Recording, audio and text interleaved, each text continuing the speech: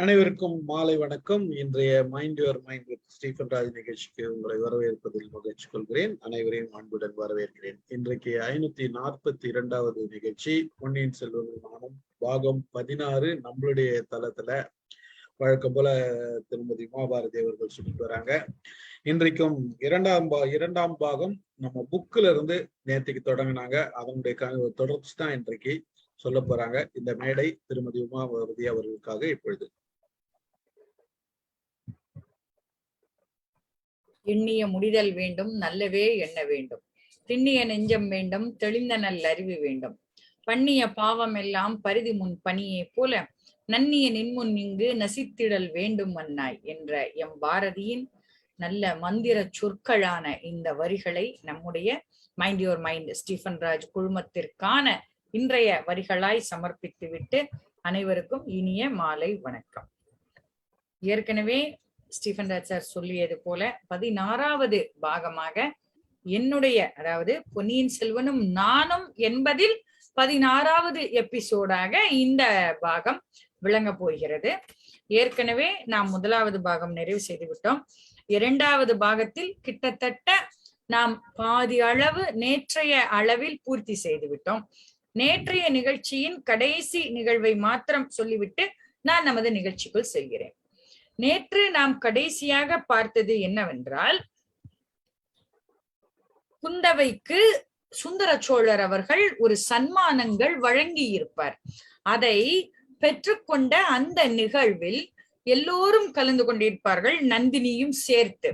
அத்துணை பேரும் கலந்து கொண்ட அந்த அருமையான அந்த நிகழ்வில் அவளுக்கு வழங்கப்பட்ட சாசனங்களை பற்றி எல்லாம் அத்தனை பேரும் பிரஸ்தாபித்து விட்டு நிகழ்ச்சி முடிவுல என்ன பண்ணுவா, நம்ம நந்தினி குந்தவைய எப்படியாவது கடுப்பேத்தணும், இதான் அவ பிளான். அவளை எப்படியாவது கடுப்பேத்திடணும் அப்படின்னு சொல்லிட்டு நேர அவகிட்ட வந்து, என்னோட அரண்மனைக்கு நீ வந்துதான் ஆகணும்னு கிட்டத்தட்ட ஒரு வலுக்கட்டாயம்னே கூட சொல்லலாம். அவளை இழுத்துண்டு தன்னோட அரண்மனைக்கு ஒரு விருந்தாளியா வர சொல்லி கூட்டின்னு போவா. அதுக்கு என்ன காரணம்னா, வந்தியத்தேவனை பத்தி கந்தமாறன் ஏதோ உங்ககிட்ட பேசணுமா. இது ஒரு பிட்டு. அவகிட்ட ஒரு பிட்ட போட்டு நைஸா குந்தவைய தன்னோட மாளிகைக்கு கூட்டின்னு போய் அங்க கந்தமாறன் வந்தியத்தேவன் தான் தன்னை முதுகுல குத்திட்டான்னு சொல்லி குந்தவைய மேலும் கோபப்படுத்த, குந்தவை என்ன சொல்லிட்டா, அவரை பத்தி நல்ல தெரியும் எனக்கு, என் அண்ணன் அனுப்பினால் சுத்த வீரர், முதுகுல குத்தும் பழக்கம் இல்லாதவர், சுத்த வீரர்கள் யாரும் அப்படி செய்ய மாட்டாங்க அப்படின்னு சொல்லிட்டு, உங்களை முதுகுல குத்தணுமானா ஏன் அவர் உங்களை வந்து காப்பாத்தணும், சேந்தனமுதன் வீட்டுல போய் ஏன் வந்து கொடுக்கணும் அப்படின்னு சொன்னப்போ அவங்களுக்கு நினைவு வந்தது, சேந்தனமுதனும் பாதாள சிறையில் இருக்கிறான் என்று அறிய வந்தது. அதற்கப்புறம் என்ன ஆகும், உடனே நந்தினி என்ன செய்வா, அங்கிருந்து சின்ன பழுவேற்றையோட ஆட்கள் வருவாங்க. வந்தா என்ன பண்ணாங்கன்னு கேட்டா, வைத்தியர் மகன் பினாகபாணியை பிடிச்சுன்னு வந்துட்டு வந்தியத்தேவனை நாங்க பாதாள சிறையில போட்டுட்டோம் அப்படி சொல்லிடுவாங்க. இவளுக்கு ஒரே வந்து இதா போயிரும்.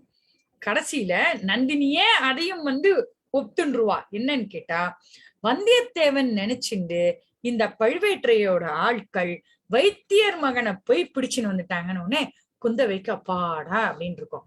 அவராவது இவங்க கிட்ட அகப்படுறதாவது, அவர் பறந்துட மாட்டார் காத்தா அப்படின்னு நினைச்சுட்டு நல்ல காலம் அவர் தப்பிச்சிட்டாருன்னு மனசுக்குள்ள நிம்மதி இருந்தாலும் வெளியில அவளுக்கு கோபமா இருக்கும், கடுக்கடுன்னு.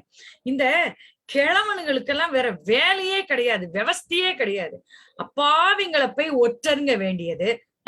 சின்ன பழுவேற்றையோட ஆட்கள் எல்லாம் இப்படி போய் ஒரு விவரம் தெரியாத ஒரு வைத்தியர் மகனை போய் பிடிச்சுன்னு வந்திருக்காங்களே. அதுலயும் முக்கியமா நான் அரசாங்க ஓலை கொடுத்து அனுப்பியிருக்கேன்னு தெரிஞ்சும் எப்படி அவங்க பிடிச்சுன்னு வரலாம் அப்படின்னு கோபாவேசமா கத்தின்னு இருப்பா குந்தவை. உடனே சரி, வந்தியத்தேவனையும் நீதானே அனுப்பின அப்படின்னு தாம் பங்குக்கு வேணும்ட்டே கடுப்பேத்துவா. ஆனா இந்த தடவை வந்தியத்தேவன் மட்டும் எப்படியோ தப்பிச்சிட்டான் பாரு, வரட்டும் வரட்டும், அவன் தானே ஒற்றான், அவன் பிடிப்படுவான் பாரு, அப்ப இருக்கு அப்படின்னு நந்தினி என்ன பண்ணுவா, மீண்டும் வந்து குந்தவைய வந்து அப்படியே கோபம் ஏத்தினே இருப்பா. இவன் சொல்லிடுவா, மனசுக்குள்ள நினைச்சுப்பா, எங்கேயாவது வந்தியத்தேவன் பிடிப்பட்டாதானே இவங்க கிட்டக்க அப்படின்னு சொல்லிட்டு அவங்க கிட்டக்க வந்து வந்தியத்தேவனையும் இலங்கைக்கு அனுப்பினவள் நான் தான். அவன் ஒற்றன் கிடையாது. என் சகோதரன் ஆதித்த கரிகாலனின் தூதன். நான் அனுப்பினவங்களை கைது செய்யறதுக்கு இவங்களுக்கு யார் அதிகாரம் கொடுத்தது அப்படின்னு நான் எங்க அப்பா கிட்ட போய் கேட்கிறேன்னு நேரம் அப்பா கிட்ட போயிருவான். போயிட்டு கடுப்பு அப்படி ஒரு கடுப்பு. என்ன, ஏற்கனவே வந்தியத்தேவனை நான் அனுப்பிட்டேன், பினாகபாணிய பாதாள சிறையில போட்டாச்சுன்னு தகவல் வந்துச்சு. ரெண்டாவது, நந்தினி சேர்ந்து வந்தியத்தேவனை எப்படியானு பிடிக்கணும்னு இவ கஜங்கட்டின்னு இருக்கான்னு அவ மனசுல அப்படி கோபம் கொந்தளிக்கிறது. எப்படிடா இவாளை கண்ட்ரோல் பண்ண, இவ அடங்காம ஆடின்னு இருக்காளே அப்படின்னு நந்தினி மேல கோபமா வந்துட்டே இருக்கும். அவளுக்கு என்ன பண்ணுவா, அவன் இத அசால்ட்டா எடுத்துக்க மாட்டா.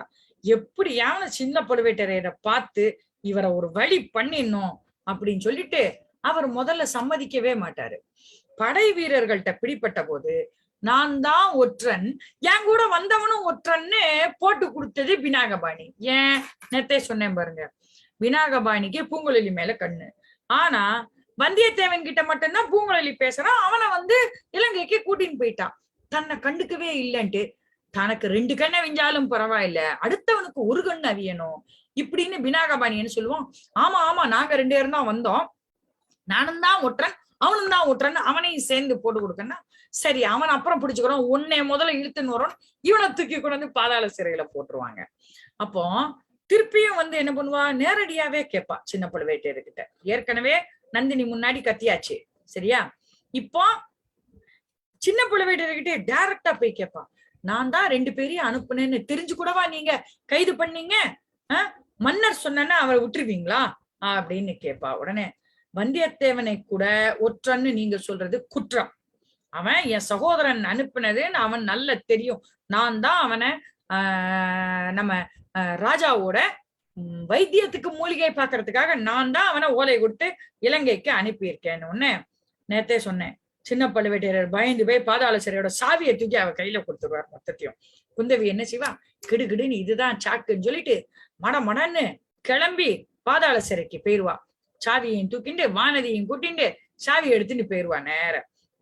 அந்த பாதாள சிறையில தான் உள்ள போற இடத்துலதான் தங்கசாலை இருக்கும். தங்கசாலைன்னா என்னன்னு கேட்டீங்கன்னா, தங்கம் பொற்காசுகள் இருக்கு இல்லையா, அந்த பொற்காசுகள் பண்ற இடம். நம்மளோட நாசிக்ல எப்படி பணம் அடிக்கிறாங்க, காசெல்லாம் அடிக்கிறாங்க இல்லையா, அந்த மாதிரி அந்த காலத்து நாணயங்கள் பண்டமாற்றுக்காக என்ன பண்ணாங்க, முதல்ல பண்டமாற்று மட்டுமே பண்ணிக்கிட்டு இருந்தாங்க. சோழர்கள் காலத்துலதான் பொன்னை கொடுத்து பொருளை வாங்கும் அந்த வியாபாரம், trading, accounts, construction, finance, arts, இது அவ்வளவுமே வளம் பெற்றது பாத்தீங்கன்னா சோழர் காலத்துல. இதுக்கு முன்னாடி இருந்த பல்லவர் காலத்துல ஆர்ட்ஸ் அண்ட் சயின்ஸ், அதாவது கலை சிற்பங்கள், இது எல்லாம் பல்லவர் காலத்துல ரொம்ப சிறப்பா இருந்தது. ஆனா அதே சமயத்துல சோழர்கள் தான் இந்த அட்மினிஸ்ட்ரேஷன் ரிஃபார்ம்ஸ், இதை ஆளுமை பண்பை கொண்டு வந்தது சோழர்கள். அவர்கள்தான் கட்டிடக்கலை, இந்த பண்டமாற்று, பண பரிமாற்றம், இப்படி இந்த பொற்காசுகள். அப்போ அப்படிப்பட்ட பொன்காசுகளை தங்கம் தோண்டி எடுத்து அது பாட்டுக்கு கட்டி கட்டியா இருக்கு. அவ்வளத்தையும் உருக்கி முன்னாடி புலி சின்னம், அதுதானே சோழர்களோட சின்னம் இல்லையா, பின்னாடி பனை சின்னம், பழுவேட்டரையர்களோட சின்னம். ஆக அந்த பொற்காசுல 2 பக்கமும் 2 சின்னம் இருக்கும். நமக்கு எப்படி ஹெட் அண்ட் டெய்ல் இருக்கு இல்லையா நம்மளோட காசுகள்ல, அந்த மாதிரியாக வார்ப்படம் அப்படின்பா. வார்ப்படம்னா அச்சு. நம்ம அந்த காலத்திலேயே பாத்தீங்கன்னா எப்படி இன்னைக்கு ஒரு பிரிண்டிங் பிரஸ்ல ஒரு அச்சு வச்சு நாம பிரிண்ட் பண்ற மாதிரி, அந்த காலத்திலேயே இந்த அச்சு வச்சு தங்கத்தை உருக்கி ஊத்தி அச்சச்சா அழகழகா பண்ணியிருக்காங்க. இன்னைக்கு நாம பண்றதெல்லாம் ஒண்ணுமே கிடையாது. அவங்க பண்ணினதோட இதோட எதிரொலின்னு சொல்லலாம், அதோட டெவலப்மெண்ட் தான் நம்ம சொல்ல முடியுமே தவிர அவங்கதான் இதுக்கு ஆரம்பித்தது. ஆக தங்கத்தை எப்படி உருக்கிறது, அதை எப்படி அச்சு பண்றது, அந்த அச்சுல எப்படி ஊத்தி பொற்காசுகள் பண்றது, இது எல்லாம் அவர்கள் திறமைசாலிகளாகவே, அதாவது அவங்களோட அந்த கிரியேட்டிவிட்டிய நாம கண்டிப்பா சோழர்களோட கிரியேட்டிவிட்டிய பாராட்டியே ஆகணும். நம்ம ஆக அப்படிப்பட்ட அந்த தங்க சாலை, அந்த தங்க சாலை இருக்கிற இடத்துலதான் பொன் எல்லாம் செய்யற அச்சு வார்ப்படம் இருந்தது. அந்த தங்க சாலையை தாண்டித்தான் என்ன ஆகும்னு கேட்டீங்கன்னா பாதாள சிறைக்கு உள்ள போகணும். அந்த பாதாள சிறைக்கு உள்ள போகும்போதே இன்னொரு சேஃப்டி பண்ணாங்க. என்னன்னு கேட்டீங்கன்னா புலிகூண்டு. யாரும் தெரியாமல் தங்கத்தை திருடி கொண்டு போனாலோ அல்லது பாதாள சிறையிலிருந்து தப்பி போனாலோ அவர்கள் அத்துணை பேரையும் பிடித்து புலிகளுக்கு உணவாக்கும் பழக்கத்தை அவர்கள் வைத்திருந்தார்கள். இதுக்கு பயந்துண்டு தப்பு பண்ணவே பயப்படுவாங்க. கம்பராமாயணத்துல கம்பர் சொல்லுவார் அழகா, அயோத்தியோட சிறப்பை பத்தி சொல்லும் போது, வன்மை இல்லை ஓர் வறுமை இன்மையால் அப்படிம்பர். என்னன்னா கொடூரங்கள் நிறைந்த, துன்பங்கள் நிறைந்த, பொய், புரட்டு, திருட்டு எதுவுமே கிடையாதான் அயோத்தி. அயோத்தின்ற பேரு யுத்தம், யுத்தம் இல்லாத ஊர், அதனால அது அயோத்தி. இப்படி சொல்லுவார் கம்பர் அதுக்கு விளக்கம். அந்த மாதிரி அந்த சோழ நாட்டிலே திருட்டு இருட்டு எதுவுமே கிடையாது. அப்படிப்பட்ட அந்த சோழவள நாட்டின் பாதாள சிறை எப்படி இருந்ததுன்னா காராகிரகம் அப்படின்னு நாம கேள்விப்பட்டிருப்போமே, அப்படிப்பட்ட ஒரு காராகிரகம் தான் அந்த பாதாள சிறை. ஒரே ஒரு ஹோல் மட்டும்தான் அந்த பாதாள சிறையோட உச்சியில காற்று புகக்கூடிய அளவு மட்டும்தான் இருக்கும். இருட்டு இருட்டு இருட்டு. உள்ள யாராவது அதிகாரிகளோ யாரே வந்தாலோ, காவலாளிகள் வந்தாலோ, உணவு கொடுக்க வந்தாலோ மட்டும்தான் தீவர்த்தி வெளிச்சம். பட்டப்பகலில் கூட இருட்டா இருக்கும் அந்த பாதாள சிறை. சோழ நாட்டு பாதாள சிறைக்கு இத பத்தி வல்லவரையன் வந்தியத்தேவன் எப்படி பயந்து போய் ஒரு ஸ்டேட்மெண்ட் ஏற்கனவே விட்டுருப்பான்னு நான் சொல்லியிருக்கேன். அப்படிப்பட்ட பாதாள சிறைக்குள்ள இந்த குந்தவையும் வானதி தேவியும் வேக வேகமா போவாங்க. அப்போ அங்க போனான்னா அழகா சேந்தன் அமுதனை போய் அறையிலேயே அவனை அடைச்சு போட்டிருப்பாங்க பாப்பான். அவன் என்ன பண்ணுவான், அங்க உட்கார்ந்து பாட்டு பாடின்னு இருப்பான். என்ன பாடுறான், பொன்னார் மேனியனே புலித்தோலை அரை கசைத்து மின்னார் செஞ்சடை மேல் மேளிர் கொன்றை அணிந்தவனே மன்னே மாமணியே மழ பாடியுள் மாணிக்கமே அன்னே உன்னை எல்லால் இனி யாரை நினைக்கேனே. இந்த பாட்டை ஏன் பாடுறேன்னா, அந்த பொற்காசுகளை பார்த்த உடனே பொன்மயமான அந்த சிவனோட உருவம் தான் என் கண்ணுக்கு தெரியறதுன்னு இந்த பாட்டையே பாதாள சிறையில திருப்பி திருப்பி பாடிண்டே இருப்பான் சேந்தன் அமுதன். அவன் குரலை கேட்டவுடனே, ஏன்னா சேந்தன் அமுதனை ஏற்கனவே நம்ம குந்தவைக்கு நன்றாகவே தெரியும். அவனோட பிறப்பு பற்றியும் ஒரு ரகசியத்தை தான் யூகித்து அறிந்து கொண்டவள் குந்தவை. ஆக அந்த ஒரு சேந்தன் அமுதன் மேல அவளுக்கு என்னைக்குமே தனி ஒரு மரியாதையும் பிரியமும் உண்டு. அதனால அந்த சேந்தன் அமுதனை பார்த்தான், அவன் பாட்டுக்கு பாடிண்டே இருப்பான். சேந்தன் அமுதனன் தான் வந்தியத்தேவனுக்கு உதவி செஞ்சான்னு அவனை கேட்ட உடனே அவளுக்கு அப்படி ஒரு ஆனந்தமா ஆயிடுத்து. ஏன்னா இங்க நம்ம பழையாறையில இங்க குந்தவைய பார்த்துட்டு திருப்பி வெளியில போறதுக்கும் சேந்தன் அமுதன் உதவினான். அதனாலதான் இவனை ஒற்றன் நினைச்சுண்டு பாதாள சிறையில போட்டாங்கன்னு நினைச்ச உடனே அவளுக்கு அவ்வளவு பரிதாபம் ஆயிடும் சேந்தன் அமுதனை. அவனையும் விடுவிச்சிருவாங்க சேந்தன் அமுதன். இதுக்கு முன்னாடியே என்ன ஆயிருக்கும், நந்தினியோட திருட்டு வேலை என்னன்னு கேட்டா, இவ ஏற்கனவே குந்தவை கோபமா போறா, நந்தினியோட அரண்மனையில இருந்து அரசரை போய் பார்க்க போறேன்ட்டு சின்ன பழவேட்டரை போய் பார்த்து சாவியை வாங்கிட்டு வரா. இந்த மீன் டைம் நந்தினி அம்மாளோட குறுக்குத்தனம் என்னன்னா, ஆளை விட்டு பினாகபாணிய இங்க வர வச்சுட்டான். ஏன்னா வந்தியத்தேவனை பத்தி அவளுக்கு எல்லாம் தெரிஞ்சுக்கணும் இல்லையா, அவனை எப்படி யாரு கூட்டின்னு போனா எங்கன்ட்டு. அப்போ என்ன பண்ணிடுவான், யாருன்னா வைத்தியர் மகனை அவங்க விடுவிச்சுட்டாங்க.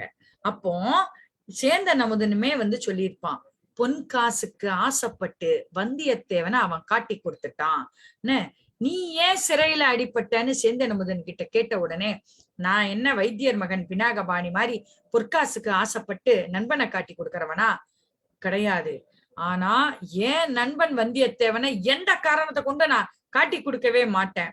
ஆனா ஏன் நண்பன் தப்பிச்சு அருமையா பூங்குழலியோட அவன் இலங்கைக்கு போய் சேர்ந்துட்டான், இத நான் ஏற்கனவே பினாகபாணி கிட்ட கேட்டு தெரிஞ்சுட்டேன் அப்படின்னு சொன்ன உடனே குந்தவைக்கும் வானவைக்கும் மகிழ்ச்சி தாங்க முடியல. சரி, இன்னொரு பக்கத்தரையில இன்னொரு பைத்தியக்காரன் இருக்கான், அவனுக்கு பாண்டிய மகுடமும் ரத்தனகாரமும் எங்க இருக்குன்னு தெரியுமா, அந்த ரகசியம் தெரிகிற வரைக்கும் நான் சிறையில தான் இருப்பேன், என்ன நீங்க விடுவிக்க கூடாதுன்னு சேர்ந்த நம்ம தான் பிடிவாதம். யாரடா இந்த சிறையில இருந்து எப்படா தப்பிச்சு போலான்னு நினைப்பாங்க. இவன் என்ன இருந்தாலும் நான் ஏற்கனவே சொன்னேன், அரசு ரத்தம் ஓடுகிறது, அந்த ஒரு குணம், அந்த ஒரு பெரிய குணம், அதுதான் சொல்லுவாங்க. என்ன, கெட்டாலும் மேன்மக்கள் மேன்மக்களேன்னு ஔவையார் சொன்னாங்க பாருங்க. அந்த மாதிரி ஜெயிலுக்குள்ள அடைப்பட்டாலும் அந்த அரச ரத்தம் ஓடுறதுனால தன் நண்பனை காட்டி கொடுக்காத அந்த ஒரு அரசாங்க குணம். அடுத்தது, இந்த ரத்னஹாரத்தை பத்தி ரகசியத்தை தெரிஞ்சுட்டு வந்துருவேன், எந்த ஒரு அரசனுக்கும் உண்டான ஆர்வம் பாருங்க அப்படின்னு சொல்லிட்டு என்ன பண்ணுவா, சரின்ட்டு அறநாளிகை நேரத்துல அவளையும் விடுவிச்சிருவாங்க. உடனே என்ன பண்ணுவா, இந்த மீன் டைம் என்ன ஆகும், நந்தினி என்ன பண்ணுவா, ஆதித்த கரிகாலனுக்கு ஒரு ஓலை எழுதிடுவா, நீ எப்படியாவனு கடம்பூர் சம்புவரையர் மாளிகைக்கு நீ வந்துடணும், கந்தமாறன் அவளுக்காகத்தான் எந்த வேலையை வேணா காலால இட்ட வேலையை தலையால செய்யறதுக்கு ரெடியா இருக்கான். நந்தினியோட மோக வலையில மயங்கி போய் கள்ளு குடிச்சவன் மாதிரி கந்தமாறன் அப்படியே நந்தினிய சுத்தி சுத்தி வந்தான். அவளும் சும்மா இருக்காம அவனுக்கு சோப்பு போட்டுண்டே இருந்தான். உடனே என்ன தெரியுமா, வந்தியத்தேவனை பத்தி சொல்லும் போது அவன் கந்தமாறனை கத்தியால முதுகுல குத்துனான்றத நீதான் நிரூபிக்கணும். ஏன்னா அவன் என்கிட்ட இருந்து தப்பிச்சு எப்படியோ அவன் நிலவரைக்குள்ள புகுந்துட்டான். இத நந்தினி கந்தமாறன் கிட்ட சொல்றான். அப்போ கந்தமாறனை குத்துனவன்னா ஏன் ஊமப்பெண் வீட்டுல போய் உன்னை போய் விடணும் அப்படின்னு நந்தினியே கேட்டிருப்பா. எப்படி, ஏற்கனவே குந்தவை நந்தினி கிட்ட கேட்டுட்டு போயிட்டா இந்த கேள்விய. இப்ப நந்தினியே வேணும்ட்டே கந்தமாறனை கேக்குறான். கந்தமாறனுக்கு ஒரே குழப்பமா போயிடுச்சு. உடனே ஆதித்த கரிகாலனுக்கு ஒரு லெட்டர் எழுதுறான் பாத்தீங்களா. உடனே அந்த ஓலையை எழுதிட்டு என்ன சொல்லுவா, கந்தமாறா நீ போய் இத எடுத்துட்டு காஞ்சிக்கு போயிட்டு குந்தவை அருள்மொழிவர்மனுக்கு பட்டம் கட்டுறதுக்கு நினைச்சிருக்கிறா, அதனால ஆதித்தனை உடனே கடம்பூருக்கு நீ அழிச்சுன்னு வரணும், அவளோட சதிய முடியணிக்கணும் அப்படின்பா. இத இவ கந்தமாறன் கிட்ட குடுக்கற சமயத்துல பெரிய பழுவேட்டரையர் அங்க கோபமா வந்துருவாரு. என்ன, ஏற்கனவே எப்படின்னா வந்தியத்தேவன் தப்பிச்சு போயிட்டான், வினாகபாணிய நந்தினி விடுவிச்சுட்டான், சேந்தன் அமுதனை குந்தவை விடுவிச்சுட்டா, ஆக இந்த நாடே அராஜகமா போயின்னு இருக்கு, எப்படியாவது இந்த நாட்டோட இத கண்ட்ரோல் பண்ணணும் அப்படின்னு சொல்லிட்டு பெரிய பழுவேட்டரையர் என்ன பண்ணுவாரு, வேக வேகமா கோவத்தோட அங்க கிளி இருக்கும், அந்த கிளி பாட்டுக்கு கீ கீன்னு கத்திண்டே இருக்கும், அது பாட்டுக்கு உடனே அது கழுத்தை பிடிச்சு ஒரு திருகு திரிடுவாரு பெரிய பழுவேட்டரையர், அது பாட்டுக்கு லப லப லப லபன்னு கத்தும். உடனே என்ன பண்ணுவா, இவரை எப்படியாவது கூல் பண்ணணுமே, நாதா ஏன் இவ்வளவு கோபமா இருக்கீங்கன்ட்டு அப்படியே நைஸா அவரை ஐஸ் வைக்கிற மாதிரி கேட்ட உடனே அவர் அப்படியே ஐஸ் கட்டிய தலையில வச்ச மாதிரி உருகி அப்படியே ஆஃப் ஆயிடுவாரு. கிளிக்கூட்டுல இருந்து கையை எடுத்துட்டு எல்லா கோபமும் போயிரும். கந்தமாறனை பார்த்து எகத்தாளமா பேசுவாரு. ஏன்னா ஒரு வீரர்களை மதிக்கிறவங்க சோழ நாட்டுக்காரங்க, அது பழுவேட்டரையரா இருந்தாலும் யாரா இருந்தாலும் சரி, கந்தமாறனை பரிகசிப்பாரு. ஏன்னா ஒரு வீரனா இருந்தா முதுகுல குத்து வாங்க கூடாது இல்லையா, அதனால அவன் முதுகுல குத்து வாங்கினதை பார்த்து அவருக்கு பயங்கர கிண்டல் பண்ணிட்டே இருப்பாரு கந்தமாறனை. அவனுக்கா கோபமா வரும், இவரை என்னடா இந்த கிழவனை பண்ணிடலாம், நாம வேற பேசிட்டு இருந்தோம், நந்தினி நம்ம கிட்ட இப்பதான் பேச ஆரம்பிச்சான், அதுக்குள்ள கிழவன் குறுக்க நின்னுட்டானே பல்ல கடிச்சுட்டே நின்று இருப்பான் கந்தமாறன். உடனே இப்படியோ கோபத்தை அடக்கிப்பான். ஐயா, நீங்கள் என்னோட தந்தை ஸ்தானத்துல இருக்கிறவர், இதையே வேற ஒருத்தர் சொல்லியிருந்தாருன்னா அப்படிமா, என்ன பண்ணிருப்ப நீ, என்னடா பண்ணிருப்ப அப்படின்னு உரைவாள்ல கைய வைக்க போவாரு பெரிய பழுவேட்டரையர். உடனே நந்தினி அம்மையார் தான் பக்கத்துல இருக்காங்களே. உடனே மாறனுக்கு முதுகு காயத்தை விட நெஞ்சில காயம் அதிகம் நாதா. ஏன்னா வந்தியத்தேவன் இவனை முதுகுல குத்திட்டான்ற காயத்தை இவனால நண்பனே இப்படி பண்ணிட்டானேன்னு ரொம்ப வருத்தத்துல இருக்கானாதா. நீங்க தான் கொஞ்சம் அவனுக்கு ஆறுதல் சொல்லணும் அப்படின்னு பெரிய பழுவேட்டரையர்கிட்ட தூபம் போட்டுட்டே இருப்பான். உடனே சரி அப்படின்னு உடனே தான் என்ன கையில குடுக்கறோம், வசமா மாட்டின்ட்டோம், பெரிய பழுவேட்டரையர்கிட்ட மாட்டின்டாச்சு. இப்ப அவர்கிட்ட இருந்து எஸ்கேப் ஆகணும்ல, அதுக்கு ஸ்டேட்மெண்ட் எல்லாம் விட வேண்டாம். நந்தினி உடனே சொல்லுவா, கந்தமாறன் கிட்ட ஏன் ஒரு கடிதம் நான் ஆதித்த கரிகாலனுக்கு கொடுக்குறேன்னா, குந்தவை அருள்மொழிவர்மனைத்தான் சுந்தர சோழனுக்கு பின்னாடி அரியணை ஏற்ற முயற்சி செஞ்சிருக்கான். அதை முறியடிக்கிறதுக்காகத்தான் நான் இந்த ஓலைய ஆதித்த கரிகாலனுக்கு அனுப்பி விடுறேன் இவன் மூலமா. எப்படின்னா, தற்போது நீங்க செய்யற காரியத்துக்கு குந்தவை முட்டுக்கட்டை போடுறா அப்படின்னு சொல்றவ சின்ன பழுவேட்டரையர் தன்னை பத்தி தவறான செய்திகளை பெரிய பழுவேட்டரையர் கிட்ட கொடுக்குறாருன்னு சைட் பை சைடா பிட்ட போட்டுற வேண்டியது அவரை பத்தி. ஏன்னா அவர் தான் எல்லாத்தையும் நந்தினிய பத்தி ரியலைஸ் பண்ணி சொல்லிட்டே இருக்காரு, வான் பண்றாரு அண்ணனை. இதுதான் மோக வலை பிடிச்ச அலை இது இல்ல, அதனால கேட்டுக்கிறதே கிடையாது. எப்ப ரியலைஸ் பண்ணுவாருன்னு நம்ம எல்லாம் பார்க்க தானே போறோம். ஆனா இப்ப என்னன்னா சொல்லிடுவா உடனே, எப்படினாலும் இத தடுக்கணும். நீங்க மதுராந்தகத்தேவருக்கு பட்டம் கட்டுறதுக்காக பிளான் பண்ணிக்கிட்டு இருக்கீங்க. ஆனா குந்தவை என்ன பண்றா, அருள்மொழிவர்மனுக்கு பட்டம் கட்டணும்னு அவ ஆதித்த கரிகாலனை மீறி செய்ய போறா. அதனாலதான் அவ வந்தியத்தேவனையே இலங்கைக்கு அனுப்பியிருக்கா இங்க கூட்டின்ற சொல்லி. எப்படி பாருங்க, எங்க கோத்து எங்க அவ ஊசிய கோர்க்குறா பாருங்க. இந்த மாதிரி கில்லாடித்தனமா நந்தினி பேசிட்டு இருப்பா. உடனே இப்படி சொன்ன உடனே, உங்களுக்கு உதவி செய்யறதுக்காகத்தான் நான் இப்படி பண்றேன்னு உடனே அவருக்கு அப்படியே உருகி போய்வார் பெரிய பழுவேட்டரையர்.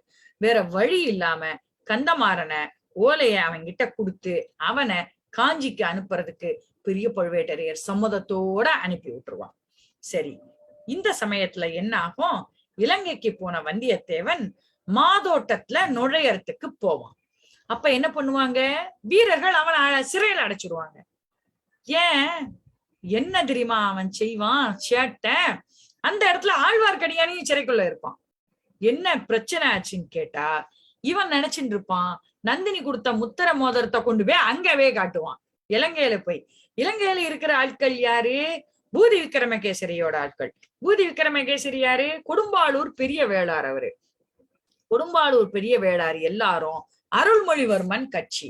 இவங்க பழுவேட்டரையருக்கு எதிரிகள்னே நம்ம வச்சுக்கலாம். அவங்க ஒரு பக்கம் படை வீரர்கள்னா இவங்க இன்னொரு பக்கம் பெரிய படை வீரர்கள் அவங்க. அதனால இந்த இவனோட பனை முத்திரை மோதம், ஆஹா இவன் பழுவேட்டரையர் ஆடு, புடிடா இவனை தூக்கு போடு, இவனை சிறையில போடு அப்படின்ட்டு வந்தியத்தேவனை சிறையில அடைச்சிருவாங்க. பார்த்தா அங்க ஆழ்வார்க்கடியானும் சிறையில உட்கார்ந்துட்டு இருப்பான். ஆழ்வார்க்கடியான் ஏன் அந்த சிறைக்குள்ள வந்தான் தெரியுமா, வந்தியத்தேவன் இப்படி கண்ணா பின்னான்னு அஷடு மாதிரி மாட்டிப்பான்னு தெரியும். இதுக்காகவே தானே அந்த சிறையில தயாரா உட்கார்ந்து இருப்பார் ஆழ்வார்க்கடியான். எப்படி ஒரு சமயோஜித புத்தியா அந்த ஒற்றர்கள்லாம் அந்த காலத்துல இருந்திருக்காங்க பாருங்க.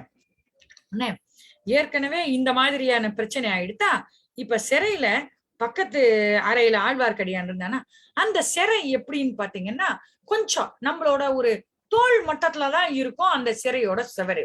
நம்ம எப்படி இந்த காலேஜ் ஹாஸ்டல்ல எல்லாம் பாத்ரூம் கட்டி விட மாட்டாங்க, வரிசையா அப்படியே அடுத்தடுத்த அறையில இங்க இருந்து ஷவர்ல தண்ணி வர்றது அடுத்த பாத்ரூம்ல இருந்து தெரியும். இந்த மாதிரியாக ஒரு சிறை அங்க ஏன்னா அந்நிய நாட்டுல போய் இருக்காங்க, அது நம்ம கட்டின சிறை கிடையாது, சும்மா ஏதோ ஒரு இடத்த சிறை மாதிரி ஆக்கி வச்சிருக்காங்க. அதனால என்ன ஆகும், ஆழ்வார்க்கடியான் என்ன பண்ணுவான், ஒரு ஜம்ப் பண்ணி தன்னோட அறையில இருந்து ஏறி வந்தியத்தேவனோட அறையில ஒரு குதி ஜம்ப் பண்ணி ஒரே குதி குதிச்சிருவான். ஏன்னா வந்தியத்தேவனை எப்படியாவது அந்த இடத்துல இருந்து விடுவிச்சு இளவரசரை பார்க்க கூட்டின்னு போகணுன்றது அனிருத்த பிரம்மரையோட கட்டளை. அதனால என்ன பண்ணுவான், இவன் அங்க போயிட்டு அந்த பூதி விக்ரமகேசரியோட ஆட்கள் கிட்ட சொல்லி வந்தியத்தேவனை விடுவிச்சு என்ன பண்ணுவார், கொடும்பாளூர் பெரிய வேளார் சேனாதிபதி இல்லையா, அவர் இப்பதான் தென்திசை மாதண்ட நாயகன் யாரு, நம்ம அருள்மொழிவர்மன், அவரோட தளபதி யாரு, நம்ம பூதி விக்ரமகேசரி. பூதி விக்ரமகேசரி யாரு, வானதியோட பெரியப்பா. அவ அப்பா செத்து போயிட்டதுனால அவர் பெரியப்பாவை தான் இப்ப ஆட்சிக்கு இங்க தளபதியா எடுத்துன்னு வந்திருப்பார் அருள்மொழிவர்மர். ஆக அந்த கொடும்பாளூர் பூதி விக்ரமகேசரிய வந்தியத்தேவனும் ஆழ்வார்க்கடியானும் போய் பார்ப்பாங்க. அப்ப அவர்கிட்ட வந்தியத்தேவன் என்ன பண்ணுவான், குந்தவையோட ஓலைய பத்தி சொல்லுவான். இவர் யாருன்னு இன்ட்ரடியூஸ் பண்ணி வச்ச உடனே நைசா நம்பாலுதான் வாய் ஜால கில்லாடியாச்சு இல்ல. உடனே என்ன பண்ணுவான், வானதி தேவி குந்தவை தேவியோட பராமரிப்புல சூப்பரா இருக்காங்க, டெய்லி நல்ல சாப்பாடு, நல்ல தூக்கம், நல்ல கொண்டாட்டம், நல்ல களியாட்டம், அப்படி இப்படின்னு வானதியை பத்தி அப்படியே அடிக்கா விட்டவனே அவருக்கு ஆஹா நம்ம பொண்ணு, தம்பி பொண்ணுன்னா தன்னோட பொண்ணு தானே, ஆஹா நம்ம பொண்ணு ரொம்ப நல்லா இருக்காங்க, அவளை பத்தி இவன் இவ்வளவு நல்ல செய்தியா சொல்றானேன்ட்டு இவனை ரொம்ப பிடிச்சிரும். தன்னோட வீரர்கள்லாம் கூப்பிட்டு வந்தியத்தேவனுக்கு என்னன்னா அவன் உதவி கேட்கறானோ எல்லாம் செய்யுங்க அப்படின்னு சொல்லி விட்டுருவாரு. உடனே இளவரசரை தேடி வந்தியத்தேவனும் ஆழ்வார்க்கடியானும் 2 நாள் அந்த காட்டுப்பாதையில அப்படியே போய்கிட்டே இருப்பாங்க. அவரோட துணைக்கு சில வீரர்களும் அப்படியே போவாங்க. காட்டு விலங்குகள்லாம் வழியில வரும். ஏன்னா காட்டுப்பாதையா போனாதான் சீக்கிரமா அந்த இடத்த அடைய முடியும். குறுக்க போயிட்டு என்ன ஆச்சு, ஒரு பெரிய மதம் கொண்ட யானை வரும். காட்டு விலங்குகளை பத்தி நம்ம பார்க்கும்போது என்னன்னா, குள்ள நரிகளும் சரி யானைகளும் சரி மந்தையா வந்ததுன்னா ஒண்ணுமே செய்யாது. ஆனா ஒரு ஒத்த யானை மட்டும் எங்கேயாவது வந்ததுன்னா மிகப்பெரிய ஆபத்தை விளைவிக்கக்கூடிய அந்த யானைக்கு மதம் பிடிச்சிடும். அப்படிப்பட்ட ஒரு யானை கிட்டக்க ஆழ்வார்க்கடியான் மாட்டின்றுவான். அந்த ஆழ்வார்க்கடியான வந்தியத்தேவனும் அந்த வீரர்களும் எப்படியோ காப்பாத்தி கூட்டின்னு போயிருவாங்க. கூட்டின்னு போன உடனே இனிமே நம்ம காட்டுப்பாதையில போக கூடாதுன்னு சொல்லி எல்லாருமா ராஜபாட்டைக்கு அப்படியே வந்துருவாங்க. ராஜபாட்டைனா ஹைவேஸ். அதுல நம்ம குதிரை போலாம், ரதம் போலாம், என்ன வேணா வாகனங்கள் போலாம், என்ன வேணா போலாம். அந்த ராஜபாட்டை வழியா வந்துகிட்டே இருப்பாங்க. அந்த இடத்துல அவங்க வழியில விசாரிச்சுட்டே போகும்போது இளவரசர் சிம்மகிரிக்கு பக்கத்துல இருப்பதாக தகவல் கிடைக்கும். அதனால அவங்க என்ன பண்ணுவாங்க, சிம்மகிரி பக்கமா போக ஆரம்பிப்பாங்க. இவங்க போயிட்டே இருக்கும்போது எதிர்த்தாப்புல ஒரு 3 குதிரை வரும். 3 குதிரை யாருன்னு பார்த்தா, ஒண்ணு பார்த்திபேந்திர பல்லவன், நமக்கெல்லாம் அவனை நல்லா தெரியும். வந்தியத்தேவனோட நீண்ட நாள் நண்பன், அவனுக்கும் நல்லா தெரியும். ஆனா அவங்க கூட 2 பேர் வந்திருப்பாங்க. பார்த்திபேந்திரனும் இளவரசர் தேடித்தான் வந்திருக்கான். ஏற்கனவே நான் சொல்லிட்டேன், மாமல்லபுரத்துல இருந்து ஆதித்த கரிகாலன் தான் பார்த்திபேந்திரனை நீ இலங்கையில போய் இளவரசரை நேர காஞ்சிக்கு கூட்டிட்டு வந்துருன்னு அனுப்பி இருப்பாரு இல்லையா. அதனால அவனும் இளவரசரை தேடித்தான் வந்திருக்காங்க. அவனே எல்லாருமா சேர்ந்து அப்படியே போலாம் அப்படின்னு பிளான் பண்ணுவாங்க. ஆனா அந்த வந்தியத்தேவனுக்கும் பார்த்திபேந்திரனுக்கும் ஏற்கனவே ஆகாது நான் சொல்லியிருக்கேன். ஏற்கனவே இவன் தான் பொம்பளைகளை பார்த்தா பல்ல இழிச்சுட்டு இருப்பானேன்னு ஆதித்த கரிகாலன் கிட்ட குத்தம் சொன்னதெல்லாம் பத்தி நான் சொல்லியிருந்தேன் இல்லையா அவங்க கிட்ட. அந்த மாதிரி ஆமா நீ தஞ்சை சிறைக்கு போகாம இங்க எப்படி வந்தேன்னு வந்தியத்தேவனை நோக்கி நேர ஒரு குத்தல் பேச்சு பார்த்திபேந்திரனுக்கு. வாய வச்சுன்னு சும்மா இருந்தா தானே. இல்ல இலங்கையெல்லாம் எனக்கு சுத்தி பார்க்கணும்னு ரொம்ப நாளா ஆசை எனக்கு, அதனாலதான் இந்த வைஷ்ணவரை துணைக்கு எடுத்துன்னு வந்தேன் நானு அப்படின்னு உடனே பார்த்திபேந்திரன் வேற வழியில போயிடுவான். பார்த்திபேந்திரனோட இருந்த மத்த 2 பேரையும் ஆழ்வார்க்கடியானுக்கும் தெரிஞ்சு போயிடுத்து, வந்தியத்தேவனுக்கும் தெரிஞ்சு போயிடுத்து. ஏன்னா பள்ளிப்படை கோயில்ல ஆழ்வார்க்கடியான் ஒரு நாள் ஒளிஞ்சிருந்துட்டு இந்த வீரர்கள்லாம் பாண்டிய நாட்டு ஆபத்துதைகள் சபதம் பண்றதை கேட்டான் பாத்தீங்களா. அதுல 2 பேர் தான் இவங்க சோழர் குலத்தை அப்படியே பூண்டோட அழிக்கணும்னு சபதம் பூண்டவங்க இல்ல. இவங்க எப்படி இங்க வந்தாங்க, அதுவும் பார்த்திபேந்திரன பல்லவனை எப்படி இவங்க பிடிச்சிருந்தாங்க அப்படின்பா ஆழ்வார்க்கடியான். உடனே வந்தியத்தேவனுக்கு ஒரு கெஸ் பண்ணிடுவான். எப்படின்னா, பூங்குழலியோட அண்ணனான முருகையன ஐஸ் வச்சு அவனுக்கு பொற்காசுகளை கொடுத்து அவனோட படகுல வந்த ஆட்கள் 2 பேரும் இவங்களாத்தான் இங்க இருக்கணும். மொத்தம் யாருன்னு பார்த்தா நம்ம ரவிதாசனும் அவனோட உடனாளியான ஆளும். இவங்க 2 பேரும் தான் இங்க இளவரசரை அழிக்கிறதுக்காக தேடி வந்திருக்காங்க.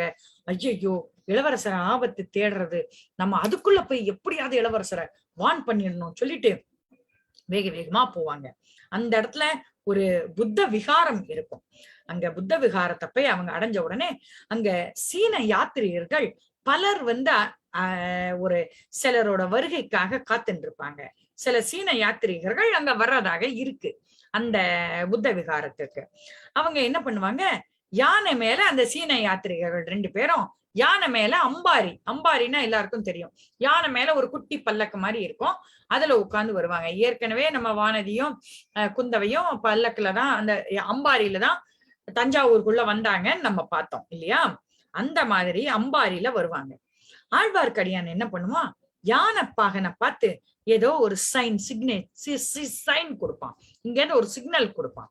என்னன்னு பார்த்தா, அந்த சீனர்கள் என்ன பண்ணுவாங்க, யானையில இருந்து இறங்குவாங்க. அந்த யானைப்பாகன் யாருன்னா நம்ம அருள்மொழிவர்மன், சாட்சாத் அருள்மொழிவர்மன் ராஜராஜ சோழன் தான் அது. ஏன்னா அந்த இடம் வந்து சோழ நாட்டோட இடம் கிடையாது, இன்னும் அந்த இடத்தை இவங்க ஆட்சி பிடிக்கல. அதனால இவன் அருள்மொழிவர்மன் வர்றதை தெரிஞ்சா ஏதாவது ஆபத்து இருக்கும்னு யானைப்பாகன் வேஷத்துல அங்க இருந்து அருள்மொழிவர்மன் வந்திருப்பான்.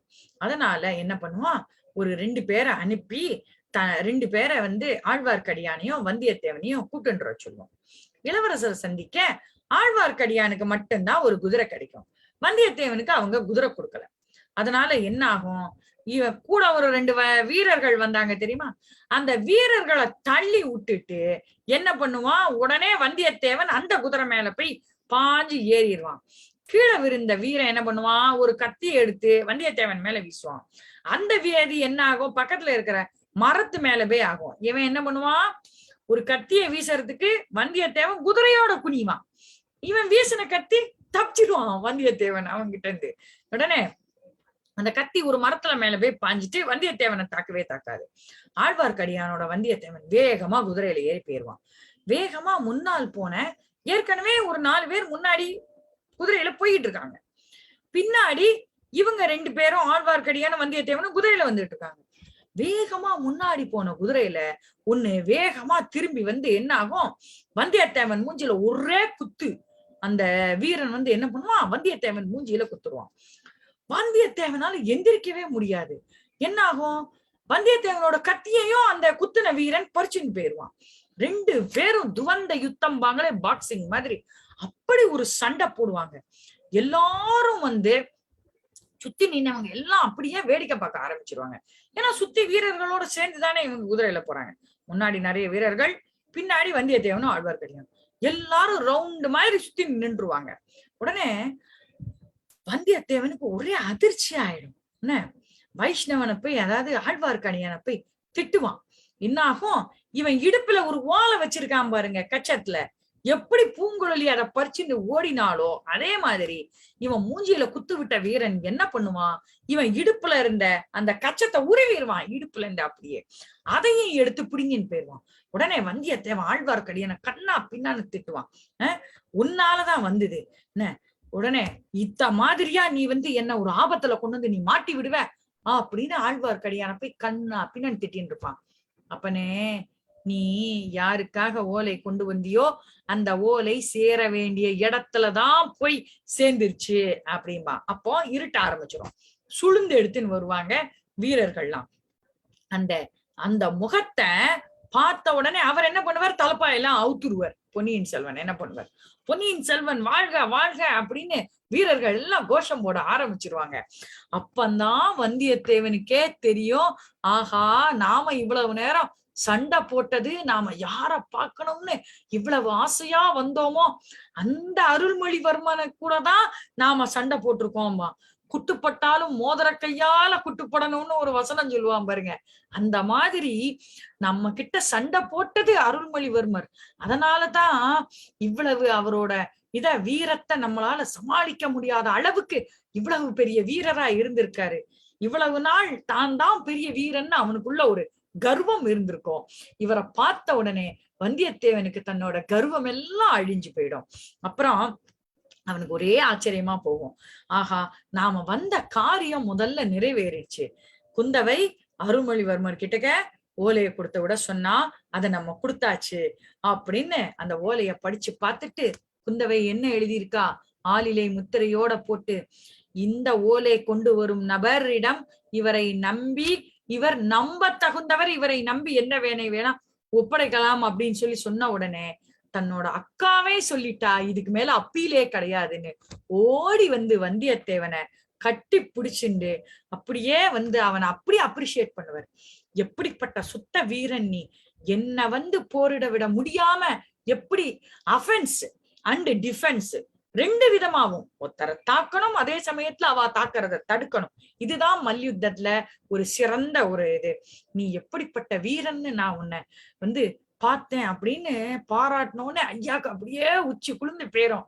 யாரா இருந்தாலும், ஒரு சாதாரணப்பட்டவா இருந்தாலும் அவளை பத்தி நம்ம ஒரு சின்ன ஒரு முகஸ்துதின்னு இல்லாம சாதாரணமா நம்ம அப்ரிஷியேட் பண்ணாலே எல்லாருக்கும் நமக்கெல்லாம் ஒரு சந்தோஷமா இருக்கும். ஆகா, ஒரு அங்கீகாரம் நம்ம செஞ்ச ஒரு செயலுக்கு கிடைச்சிருது அப்படின்னு. இங்க என்னடான்னா தன்னோட வீரத்தையே அதுவும் இந்த நாட்டிற்கே அரசனாக கூடிய அருள்மொழிவர்மன் வாயாலேயே, வசிஷ்டர் வாயால பிரம்ம ரிஷி கிடைச்சா மாதிரி அப்படி ஒரு சந்தோஷம் வந்தியத்தேவனுக்கு. அவனோட வலியெல்லாம் மறந்து போயிடுச்சு. என்ன வந்தோடனே மூஞ்சில ஒரு குத்து, மண்டையில ஒரு அடி, இடுப்புல ஒரு குத்து, என்னெல்லாம் அடி வாங்கினா அருள்மொழிவர்மன் கிட்ட அத்தனை வலியும் கன நேரத்துல மறைஞ்சு போயிடுது. உடனே இப்படிதான் பொன்னியின் செல்வனோட அறிமுகம் முதல்ல நம்மளுக்கு கிடைக்கும். அப்புறம்தான் இந்த பிளாஷ்பேக்ல நமக்கு வானதி ஆலத்தி எடுத்ததெல்லாம் அப்புறம்தான் வரும்.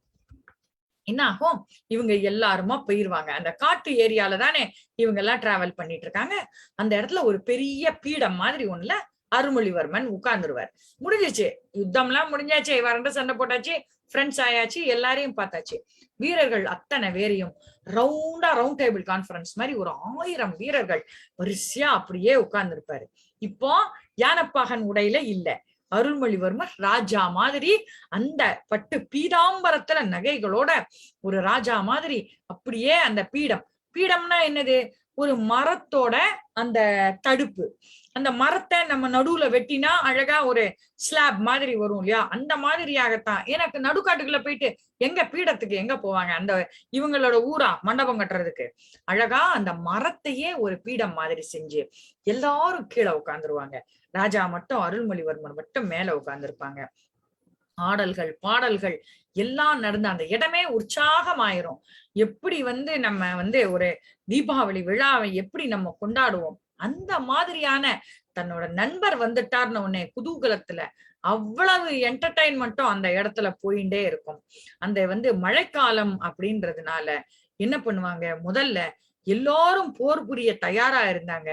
ஆனால் கொஞ்ச காலம், இந்த மழைக்காலம் முடிந்த பின்னர் தான் போரை மீண்டும் துவங்கணும்னு வீரர்கள் எல்லாருக்கும் அந்த சமயத்துல ரெஸ்ட் கொடுத்திருந்திருப்பாரு பொன்னியின் செல்வன் அவர்கள். அந்த சமயத்துல என்ன பண்ணுவாங்க, பக்கத்துல கமன்னு கூட்டாஞ்சோறு அங்க ஆயின்னு இருக்கும். அத்தனை பேருக்கும் உணவு படைச்சு அத்தனை பேரும் சந்தோஷமா சாப்பிடுவாங்க. குந்தவை சொன்னபடி பழையாறைக்கு இளவரசர் வர வேணும்னு வந்தியத்தேவன் கேட்டுப்பான். எல்லாரும் சாப்பிட்ட உடனே ஆழ்வார்க்கடியான் என்ன சொல்லுவான், அனிருத்த பிரம்மராயர் சொன்னபடி அவன் அங்க வரக்கூடாது, வந்தா ஆபத்து இருக்கு, இலங்கையிலேயே இருக்கணும்னு ஆழ்வார்க்கடியான் சொல்லுவான். இளவரசர் இவங்க 2 பேரோட பேச்சையும் கேட்கவே மாட்டாரு. சரி, எல்லாரும் படுத்து தூங்கிடுவாங்க. அடுத்த நாள் காத்தால ஒரு காட்டு பாதை வழியா அத்தனை பேரும் குதிரையில போயிட்டு ராஜபாட்டைக்கு போயிருவாங்க. எங்க போறோம்னு கூட இளவரசர் யாருக்கிட்டையும் சொல்லவே இல்லை. இருட்டுற நேரத்துல அனுராதபுரத்தை போய் அடைஞ்சிருவாங்க. அங்க ஒரு பெரிய புத்தர் சிலை முன்னாடி நிப்பாங்க. அந்த சிலைய வணங்கிட்டு கிளம்ப ஆரம்பிப்பாங்க. அந்த சிலையில அவருக்கு ஒரு துப்பு கிடைச்சது, அதாவது ஒரு ஹிண்ட் அப்படின்னு சொல்லுவோமே, 12 தாமரை பூ அந்த சிலையோட கீழே இருக்கும். அதாவது இவருக்கு 12 தாமரை பூ. தாமரை அப்படின்னா எங்க இருக்கும், தடாகத்துல இருக்கும். அதுல எத்தனை தாமரை பூ இருக்கு, 12 தாமரை பூ இருக்கு. அந்த தாமரை தடாகம் இருக்கும் புத்தர் கோவிலுக்கு இரவு 12 மணிக்கு வரணும். இதுதான் அந்த பூ சொன்ன கதை. இதை எழுதியிருப்பார் அழகா கல்கி அவர்கள். உடனே சிம்ம தடாகத்துக்கு ராத்திரி 12 மணி நாழிகைக்கு வரணும் அப்படின்னு அதுல இருக்கும்.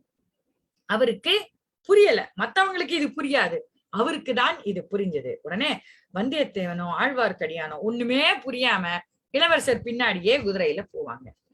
அனுராதபுரத்தை பத்தி நம்ம பார்க்கணும்னா, அனுராதபுரம் ரொம்ப அழகான ஒரு ஊரு. எல்லாமே அங்க இலங்கையே ஒரு தீவு. எல்லா இடமுமே இயற்கை வளம் நிரம்பிய ஊர். நம்ம ஊர் சைட்ல நம்ம சவுத்ல பார்த்தோம்னா கடையம், அம்பாசமுத்திரம், குற்றாலம் எல்லாரும் கண்டிப்பா போயிருந்திருப்பீங்க.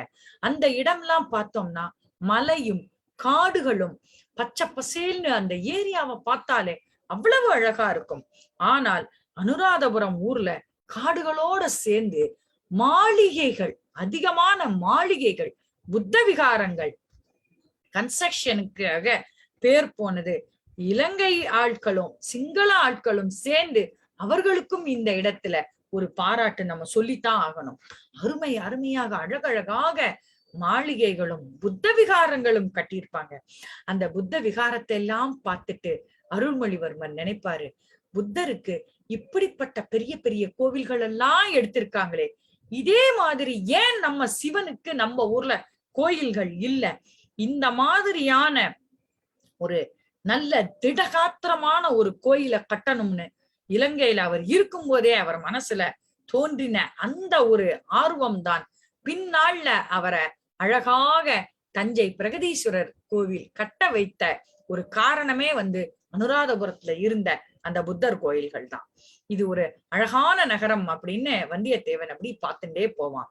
பெரகரா திருவிழா அப்படின்றது அந்த ஏன்னா புத்த மதத்தை சேர்ந்தவங்க அவங்க கொண்டாடுற திருவிழா பெரகரா திருவிழா. அந்த இதுல யானைகள்லாம் ஊர்வலமா போகும். இலங்கை இப்போ சோழர் நாட்டோட வசத்துல இருந்தாலும் இளவரசர் என்ன சொல்லியிருப்பார்னா, அங்க இருக்கிற மக்களுக்கு எந்த ஒரு ஆபத்தும் வரக்கூடாது, அவர்களோட சந்தோஷத்துக்கு எந்த ஒரு கேடும் வரக்கூடாது அப்படின்னு சொல்லிட்டு அழகாக அவரவர்கள் பணிகள்ல இருக்கணும். போர் மூண்டுதுன்னா போர் வீரர்களும் மட்டும்தான் போரிடன்மே தவிர பொதுமக்களுக்கு எந்த ஒரு சேதமும் ஏற்படக்கூடாதுன்றதுல அருள்மொழிவர்மர் ரொம்ப குறியா இருப்பார். இதுதான் ஒரு நாட்டு அரசனுக்கு அழகு. அந்த அரசனானப்பட்டவன் என்ன செய்யணும்? தான் ஆட்சியை வெல்லவும் செய்யணும், குடிமக்களை பாதுகாக்கவும் செய்யணும். இதுதான் ஒரு சிறந்த அரசனுக்கு அழகு. அந்த மாதிரியாக இப்படியே இந்த ஊர்வலங்கள் அங்க போய்கிட்டு இருக்கும். அந்த பெரகரா திருவிழால சிங்கள மக்கள் எல்லாம் இது பாதிக்காம இருக்கணும்ன்றதுனால அந்த விழாக்களையும் கொண்டாடுவதற்கு அவர் ஏற்பாடு பண்ணியிருப்பார். அந்த ஊர்வலம் முடிஞ்ச உடனே என்ன ஆகும்? திரும்பி மத்த 2 பேரோடையும் சேர்ந்து குதிரையில போயிட்டு ஒரு இடத்தை போய் அடைவாங்க. அந்த இடம் என்னன்னா, அந்த இடத்துல ஒரு புத்த பிட்சு கையில தீவெட்டி வச்சுட்டு நின்னுட்டு இருப்பார். அவர் என்ன பண்ணுவார்? ஒரு இருட்டான பகுதிக்கு அழைச்சின்னு போவார். அந்த இடத்துல பாத்தீங்கன்னா ஒரு தடாகம், நான் சொன்னேனே சிம்ம தடாகம், ஒரு பெரிய அண்டர் கிரவுண்ட் மாதிரி. அந்த தடாகத்துக்கு அடியில பாதாள குகை மாதிரி ஒரு படிக்கட்டா போயிட்டே இருக்கும். அந்த பாதாள குகையில இறங்கி அங்க போய் ஒரு பெரிய மண்டபம் மாதிரி இருக்கும். அங்க போனா நிறைய பிட்சுக்கள் இருப்பாங்க. அவங்களோட தலைவரான ஒரு பெரிய பிட்சு இருப்பார். அதே சமயத்துல அவர்களோட பாத்தீங்கன்னா ஒரு வயசான ஒரு புத்த பிக்ஷு இருப்பார். அவருக்கு சன்னதம் வரும். நம்ம சொல்லுவோமே சாமி ஆடுவாங்க அப்படின்னு சொல்லிட்டு, அந்த சாமி ஆடுற மாதிரி அந்த பெரிய பிட்சுக்கு அந்த இடத்துல சன்னதம் வரும். சன்னதம் அந்த சொல்லுவாங்க என்னன்னா, அதை கேட்டுட்டு, ஏன்னா அது அவங்க மொழியில இருக்கும், யாருக்கும் அது தெரியாது. அதை கேட்டுட்டு என்ன பண்ணுவார்? இந்த இடத்துல தேவர்கள் எல்லாரும் இவர் மேல ஆவிர்வரித்திருக்காங்க, அதாவது ஆக்குபை பண்ணியிருக்காங்க, அவரோட பாடியில புகுந்திருக்காங்க தேவர்கள் எல்லாரும். அவர் என்ன சொல்றாருன்னா, அருள்மொழிவர்மனை இந்த சிங்கள ராஜ்யத்துக்கு இலங்கைக்கு அரசனாக முடிசூடணும்னு தேவர்கள் எல்லாம் விரும்புறாங்க. இது புத்தர் கட்டளை அப்படின்னு அந்த சன்னதம் அந்த வயதான அந்த கிழ பிட்சு சன்னியாசி சொல்லுவார். இத அந்த சன்னியாசிகளோட தலைவராகப்பட்டவர் இப்ப இருக்கார் இல்லையா, அவர் சொல்லுவார்.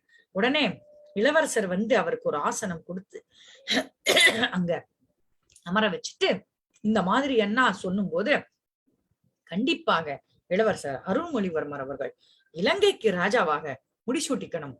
அங்க உண்டான அந்த மணிமகுடம், செங்கோல் எல்லாமே இங்கதான் இருக்கு, இதை நான் உங்களுக்கு வழங்குறேன் அப்படின்பா. ஆனா வந்தியத்தேவனும் ஆழ்வார்க்கடியானும் பக்கத்திலேயேதான் இருப்பாங்க. அவர் என்ன சொல்லுவார்? என் தந்தை சொல்படிதான் நான் நடப்பேன், அவரை மீறி நானாக இந்த நாட்டிற்கு அரசர் ஆக மாட்டேன் அப்படின்னு அந்த தனக்கு கிடைத்த அரசாட்சியை தான் மறுத்து விட்டு வருவர் பொன்னியின் செல்வன். இத அனிருத்த பிரம்மராயர் ஆழ்வார்க்கடியான் கிட்ட சொல்லி விட்டிருப்பார், சாட்சி வச்சுண்டு மறுக்கணும் அப்படின்ட்டு. இப்போ வந்தியத்தேவனையும் ஆழ்வார்க்கடியானையும் சாட்சி வச்சுண்டு அந்த ராஜ்யத்தையே மறுத்துட்டு வந்திருக்கார். ஏன் தெரியுமா? ஏற்கனவே ஒரு நாட்டுக்கு அரசனாக ஆதித்த கரிகாலனுக்கு இளவரச பட்டம் கட்டியாச்சு. இந்த இடத்துல தான் இந்த இலங்கைக்கு ராஜாவாக போனால் தான் தந்தை சொல்லி இருக்கும் அந்த வார்த்தைக்கு மதிப்பில்லாமல் போய்விடும்னு, தந்தை சொல்மிக்க மந்திரம் இல்லைன்னு மதிக்கிற ஒரு கதாபாத்திரம் அருள்மொழிவர்மர். சரி, இது எல்லாத்தையும் சொல்லி முடியாதுன்னு சொல்லிட்டு அவருக்கு தன்மேல அவங்க வச்ச நம்பிக்கைக்காக புத்த பிட்சுக்களுக்கு எல்லாம் நன்றி சொல்லிட்டு, என்னால முடிந்தவரை புத்த விகாரங்களை, இடிந்து போன விகாரங்களை நான் கட்டித்தருவேன்னு அவங்களுக்கு ஒரு வாக்குறுதியை கொடுத்துட்டு வெளியில வந்துருவாங்க 3 பேரும். என்ன ஆகும்? அந்த இருட்டுல எல்லாரும் என்ன ஆவாங்க? இருட்டுல நடக்க ஆரம்பிப்பாங்க. யாரெல்லாம்? நம்ம வந்தியத்தேவன், ஆழ்வார்க்கடியான், நம்ம ராஜராஜ சோழர் 3 பேரும் அந்த நள்ளிரவுல நடக்க ஆரம்பிப்பாங்க. அந்த சமயத்துல நடந்து போயிட்டு இருக்கும்போது இருட்டு, கண்ணு தெரியாது. எதிர்த்தாப்புல யாரோ கை தட்டி இவங்களை கூப்பிடுற மாதிரி இருக்கும். என்ன ஆகும்? இளவரசரும் மற்றவர்களும் அந்த பக்கம் அப்படித்தான் ரோட கிராஸ் பண்ணி எதிர்த்த பில்டிங்க்கு போவாங்க. அந்த இடத்துல எந்த பில்டிங்க்கு அடியில இவங்க நடந்துகிட்டு இருந்தாங்களோ அந்த பில்டிங்கே அப்படியே இடிஞ்சு விழுந்துரும். அந்த கட்டடம் அப்படியே இடிஞ்சு விழுந்துரும். உடனே யாரு தன்னை இப்படி காப்பாத்துனது அப்படின்னு அருள்மொழிவர்மரும் எல்லாரும் இப்படியே திரும்பி பார்த்தா அங்க நந்தினி மாதிரியே ஒரு பெண்மணி அந்த இடத்துல நின்றிருப்பாள். இவள்தான் மந்தாகினி தேவி. நேற்று நான் சொன்னேனே ஊமை ராணி என்று. சுந்தர சோழருக்கும் இவருக்கும் பூதத்தீவில் ஏற்பட்ட உறவை பற்றியும் நான் உங்கள்கிட்ட நேற்று சொன்னேனே, அந்த மந்தாகினி தேவி தான் அங்க நின்னுட்டு இருப்பாங்க. அவங்க நந்தினியை போலவே இருக்கிறாங்களே, நந்தினி எப்ப தஞ்சையில இருந்து இங்க வந்தா அப்படின்னு வந்தியத்தேவனுக்கு ஒரே குழப்பமா போயிடும். ஏன்னா நந்தினிய அவன் நன்னா கிட்டக்க நின்னுண்டு பார்த்திருக்கான், அப்படி ஜெராக்ஸ் அடிச்சா மாதிரி. ஆனா இவங்க வயசாகி தலை நரைச்சு ஒரு மாதிரி பிச்சி, அப்படின்னா ஒரு பைத்தியக்காரி மாதிரி தலை ஒரு மாதிரி கலைஞ்சு, அவ அழகா நல்ல தலைய தூக்கி வாரி ஆண்டாள் கொண்ட போட்டு ஆடை ஆபரணங்கள் எல்லாம் ஒரு ராணி மாதிரி இருப்பா. அதுக்கு அப்படியே நேர் எதிரா இவ இப்படி இருக்காளே அப்படின்னு பண்ண உடனே இப்போ அந்த அந்த அம்மா, அந்த ஊமை ராணி மந்தாகினி தேவி என்ன சொல்லுவாங்க? இளவரசர் கிட்டக ஏதோ சைகையில சொல்லுவாங்க. அது என்னன்னு கேட்டா, அவரை கொல்றதுக்கு 2 பேர் வந்திருக்காங்க, அதனால நீங்க உடனே வந்து, இளவரசர் உடனே வந்து கண்டிப்பா தமிழ்நாட்டுக்கு திரும்பி போயிடணும்னு அந்த அம்மா சொல்லியிருப்பாங்க. அந்த சொல்லிட்டு அந்த அம்மா திடீர்னு அப்படியே காணாம போயிருவாங்க. உடனே அவளை துரத்திண்டு போக வந்தியத்தேவன் ட்ரை பண்ண போது இளவரசர் தடுத்துருவார் அவனை. அந்த பெண் ஊமைன்னும் அவளுக்கு சிறு வயதுல இருந்தே அவளை தான் பார்த்துட்டு வரேன்னும் சொல்லுவாரு. ஏன்னா அவரை காப்பாத்தினதே அந்த அம்மையார் தானே அருள்மொழிவர்மர் உணர்ந்திருப்பாரு. இங்க இலங்கையில வந்தும் 2-3 தடவை அவர் அந்த அம்மையார சந்திச்சிருக்காரு ஏற்கனவே. காவேரியில மூழ்கின போது என்னை காப்பாத்தினதும் இவங்கதான், இப்பமும் என்னை காப்பாத்தினது இவங்கதான். இவங்களை நாங்க எங்க குலதெய்வமா நினைச்சு நாங்க போற்றோம். இலங்கையில சில சமயம் இல்ல, பல சமயங்கள்ல எங்க எல்லாரையும் கடும் காய்ச்சல் வரும், இந்த பன்றி காய்ச்சல்னு சொல்லுவோமே, அந்த மாதிரியான ஒரு காய்ச்சல் வந்தது. ஒருத்தருக்கு வந்தா அப்படியே தொத்து நோய் மாதிரி எப்படி வந்து எல்லாருக்கும் கொரோனா வந்தது, அந்த மாதிரி ஒருத்தரிடமிருந்து தொற்று மாதிரி பன்றி காய்ச்சல் மாதிரி கடும் ஜுரம் வந்தது. எங்களை எல்லாத்தையும் மூலிகை வைத்தியம் செய்து காப்பாத்தினதே இந்த அம்மாதான். பல வீரர்கள் அந்த காய்ச்சல்ல இருந்து அவங்களாலதான் மீண்டாருங்கன்னு ரொம்ப சிலாக்கியமா அந்த அம்மாவை பத்தி சொல்லிட்டு இருப்பாங்க. இப்படி சொன்ன உடனே திருப்பியும் அன்னைக்கு ராத்திரி அந்த அம்மா வந்து திருப்பியும் கையை தட்டி கூப்பிடுவா. உடனே வந்தியத்தேவனும் ஆழ்வார்க்கடியானும் அவங்க பின்னாடியே போவாங்க. அந்த அம்மா என்ன பண்ணுவா, ஒரு குகை மாதிரி ஒரு இடத்துக்கு இவங்க எல்லாரையும் கூட்டின்னு போவா. அந்த இடத்துல சுவர்ல நிறைய சித்திரங்கள், அதாவது ஓவியங்கள் வரைஞ்சிருக்கும். இது எல்லாமே அந்த அம்மா வரைஞ்சதுதான். அது என்னன்னா தன்னோட வாழ்க்கை வரலாறு. இந்த மந்தாகினி தேவி என்ன பண்ணிருப்பா, தன்னோட வாழ்க்கை வரலாறத்தான் அழகா அந்த குகையோட செவத்துல, இந்த செங்கல் கட்டி அதெல்லாம் சொல்லுவோமே, அதை வச்சு அந்த குகையோட செவத்துல எல்லாம் அழகா வரைஞ்சிருப்பா. என்ன பண்ணிருப்பா, அந்த படத்தை பார்த்து இவங்க தெரிஞ்சின்றது என்ன தெரியுமா, தன்னை ஒரு ராஜகுமாரன் காதலிச்சுட்டு தன்னோட நாட்டுக்கு திரும்பி போயிட்டான். இவன் தற்கொலைக்கு முயன்ற பொழுது இவள் காப்பாற்றப்பட்டாள். அப்படி காப்பாற்றியவன் இவளுக்கு மூளை சரியில்லை, அதாவது சித்தம் சரியில்லைன்னு சொல்லி ஒரு கோயில் பூசாரி கிட்ட கொண்டு போய் அவளை விட்டுருவா.